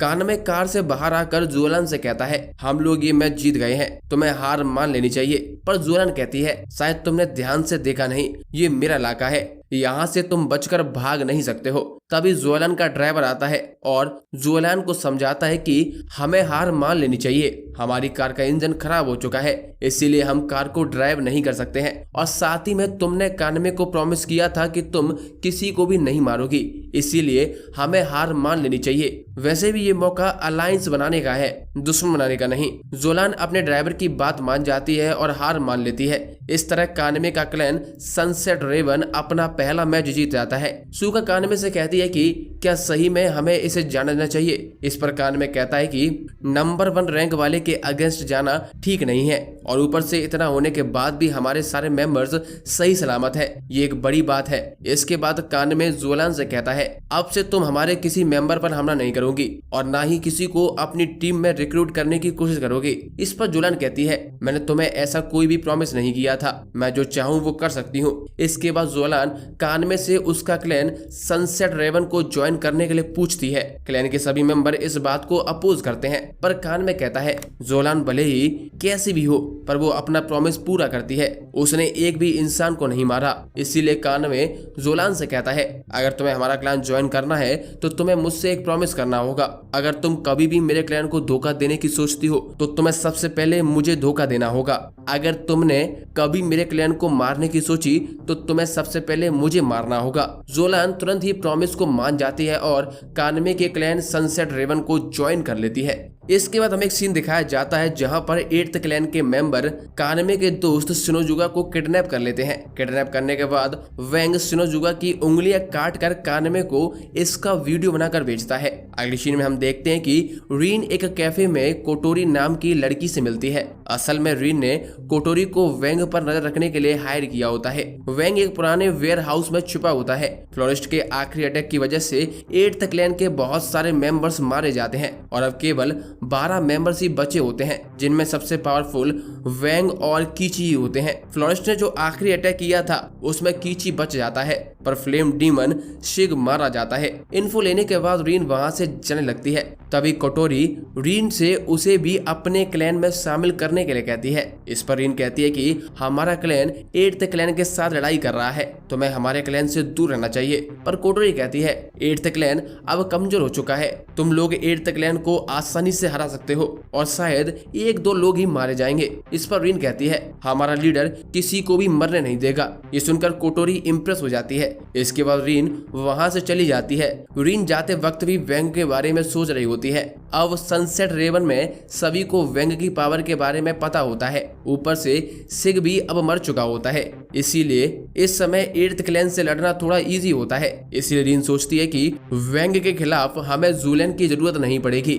दूसरी तरफ अपने दोस्त का वीडियो देखकर कानमे बहुत ज्यादा गुस्से में होता है। इस पर यूजी कानमे को समझाता है कि काइडे आसानी से तुम्हारे दोस्त को हील कर सकती है। ये सुनकर कानमे शांत हो जाता है। इसके बाद सभी लोग बैठकर वेंग पर हमला करने का प्लान बनाते हैं, जिससे वो लोग शिनोजुका को आजाद करवा सके।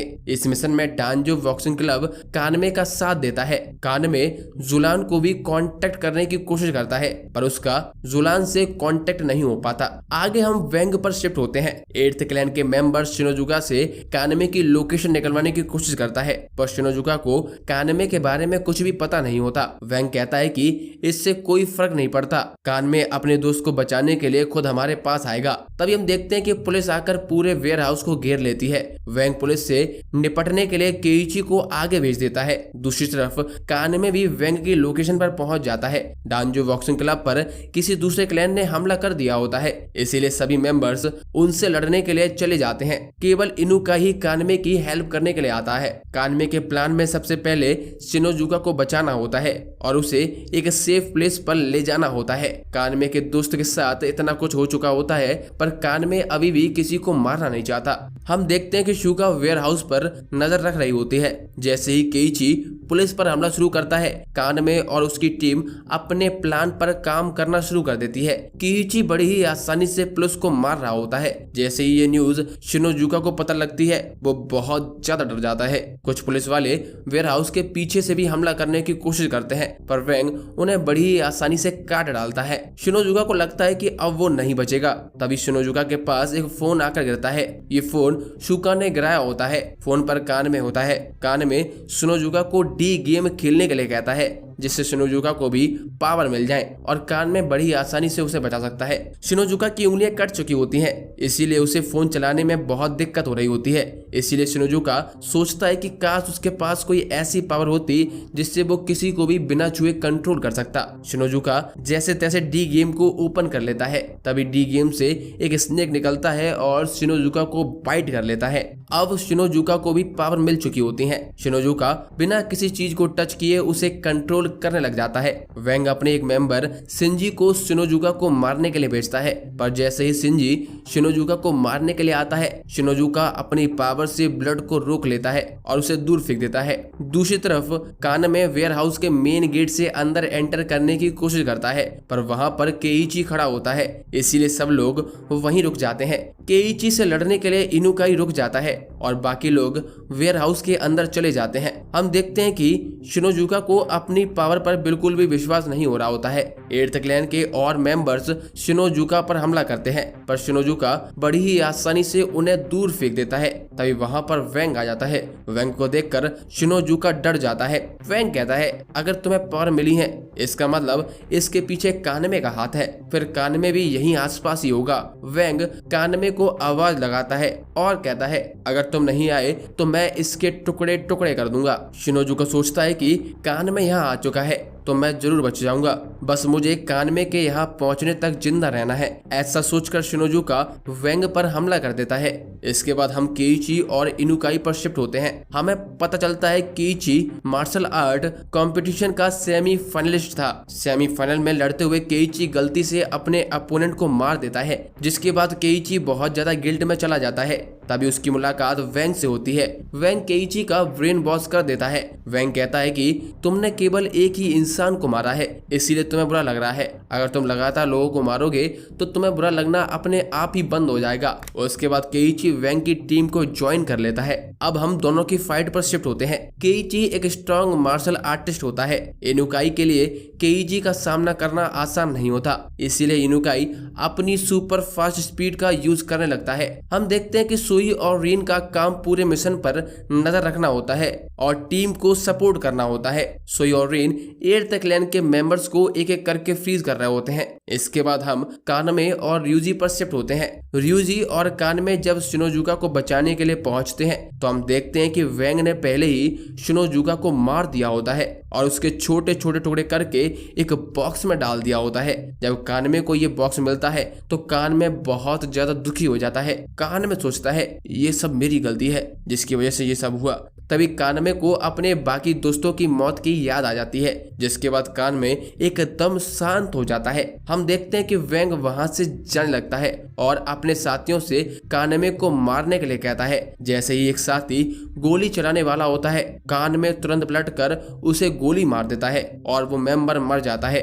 अपने दोस्त की मौत से कानमे इतना ज्यादा बदल चुका होता है कि हमें कानमे का दूसरा रूप देखने को मिलता है जो एकदम सीरियस होता है। अब कानमे अपना अपना पूरा प्लान चेंज कर देता है। कान में रीन को फोन लगाता है और कहता है कि अब तुम्हें किसी भी 8th क्लैन के मेंबर को रोकने की जरूरत नहीं है, तुम सीधा सभी को मार दो। रीन और यूजी दोनों कानमे को रोकने की कोशिश करते हैं, पर कानमे कहता है मैं गलत था, मुझे लगता था कि लोग केवल डी गेम में जिंदा रहने के लिए एक दूसरे को मार रहे हैं, पर ये लोग मॉन्स्टर हैं, इन्हें जिंदा रहने का कोई हक नहीं है, किसी न किसी को तो ये कचरा साफ करना पड़ेगा। इसके बाद कानमे 8th क्लैन के साथ क्लैन बैटल शुरू कर देता है और एक ही झटके में वेंग के सभी साथियों को मार देता है। अपने सभी साथियों को मरा हुआ देखकर वेंग कानमे पर हमला करता है, पर कानमे ने पहले ही वेंग के हमलों के पैटर्न को समझ लिया होता है। जैसे ही वेंग कानमे पर हमला करता है, उसके पीछे से शुका वेंग पर हमला कर देती है, जिससे वेंग अब शुका का पीछा करने लगता है। दूसरी तरफ कानमे और यूजी बड़ी ही आसानी से बाकी 8th क्लैन के बचे हुए मेंबर्स को मार देते हैं। हम देखते हैं कि वेंग शुका के पीछे एक और खाली पड़े वेयर हाउस में आ जाता है, जहां पर शुका ने पहले से ही जाल बिछाया होता है। शुका अपनी चेन से वेंग पर हमला करती है, पर वेंग बड़ी आसानी से शुका की चेन को तोड़ देता है। अब वेंग शुका को मारने के लिए उसकी तरफ बढ़ता है, पर हम देखते हैं कि किसी तरह वेंग का पैर कट जाता है और जमीन पर गिर जाता है। अपने पैरों को कटा हुआ देखकर वेंग बहुत तेज चिल्लाने लगता है। उसे बिल्कुल भी समझ नहीं आता कि आखिर उसके साथ ये क्या हुआ। वेंग अपने कटे हुए पैर को एक रस्सी से बांध लेता है, जिससे ज्यादा खून ना बहे। शुका वेंग के टेलीपोर्टेशन की रेंज में होती है। वेंग सोचता है कि मैं टेलीपोर्ट करके सीधा शुका के पीछे आ जाऊंगा और उसके टुकड़े टुकड़े कर दूंगा। वेंग जैसे ही टेलीपोर्ट होकर शुका के पीछे आता है और हमला करने की कोशिश करता है, तो उसका एक हाथ भी कट जाता है। वेंग अब बहुत ज्यादा दर्द में होता है,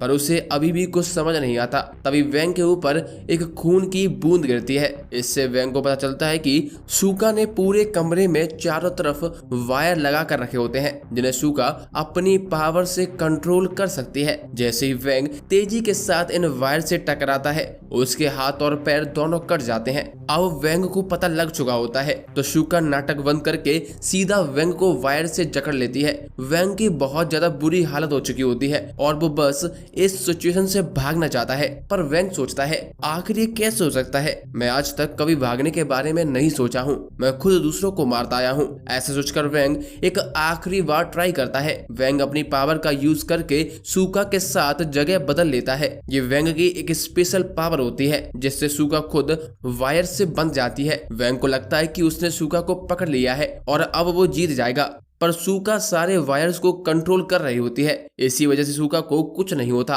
बल्कि वेंग का दूसरा पैर भी कट जाता है। वेंग अब खुद की जान बचाने के लिए वीक मांगने लगता है। वो अपनी बची हुई पावर का यूज करके खुद को बाहर टेलीपोर्ट कर लेता है, पर वेंग इतनी ऊंचाई पर होता है, इसीलिए वेंग हवा में फिर से टेलीपोर्ट करता है और जमीन के आसपास गिरता है। वेंग को लगता है कि वो अब बच जाएगा, पर तभी कानमे और यूजी आकर उसे घेर लेते हैं। वेंग अपनी जान की भीख मांगने लगता है और अपनी हार मान लेता है। हम देखते हैं कि क्लैन बैटल यहीं पर खत्म हो जाती है और कानमे के क्लैन सनसेट रेवंस को 1800 पॉइंट मिलते हैं, पर यह चीज यहीं खत्म नहीं होती।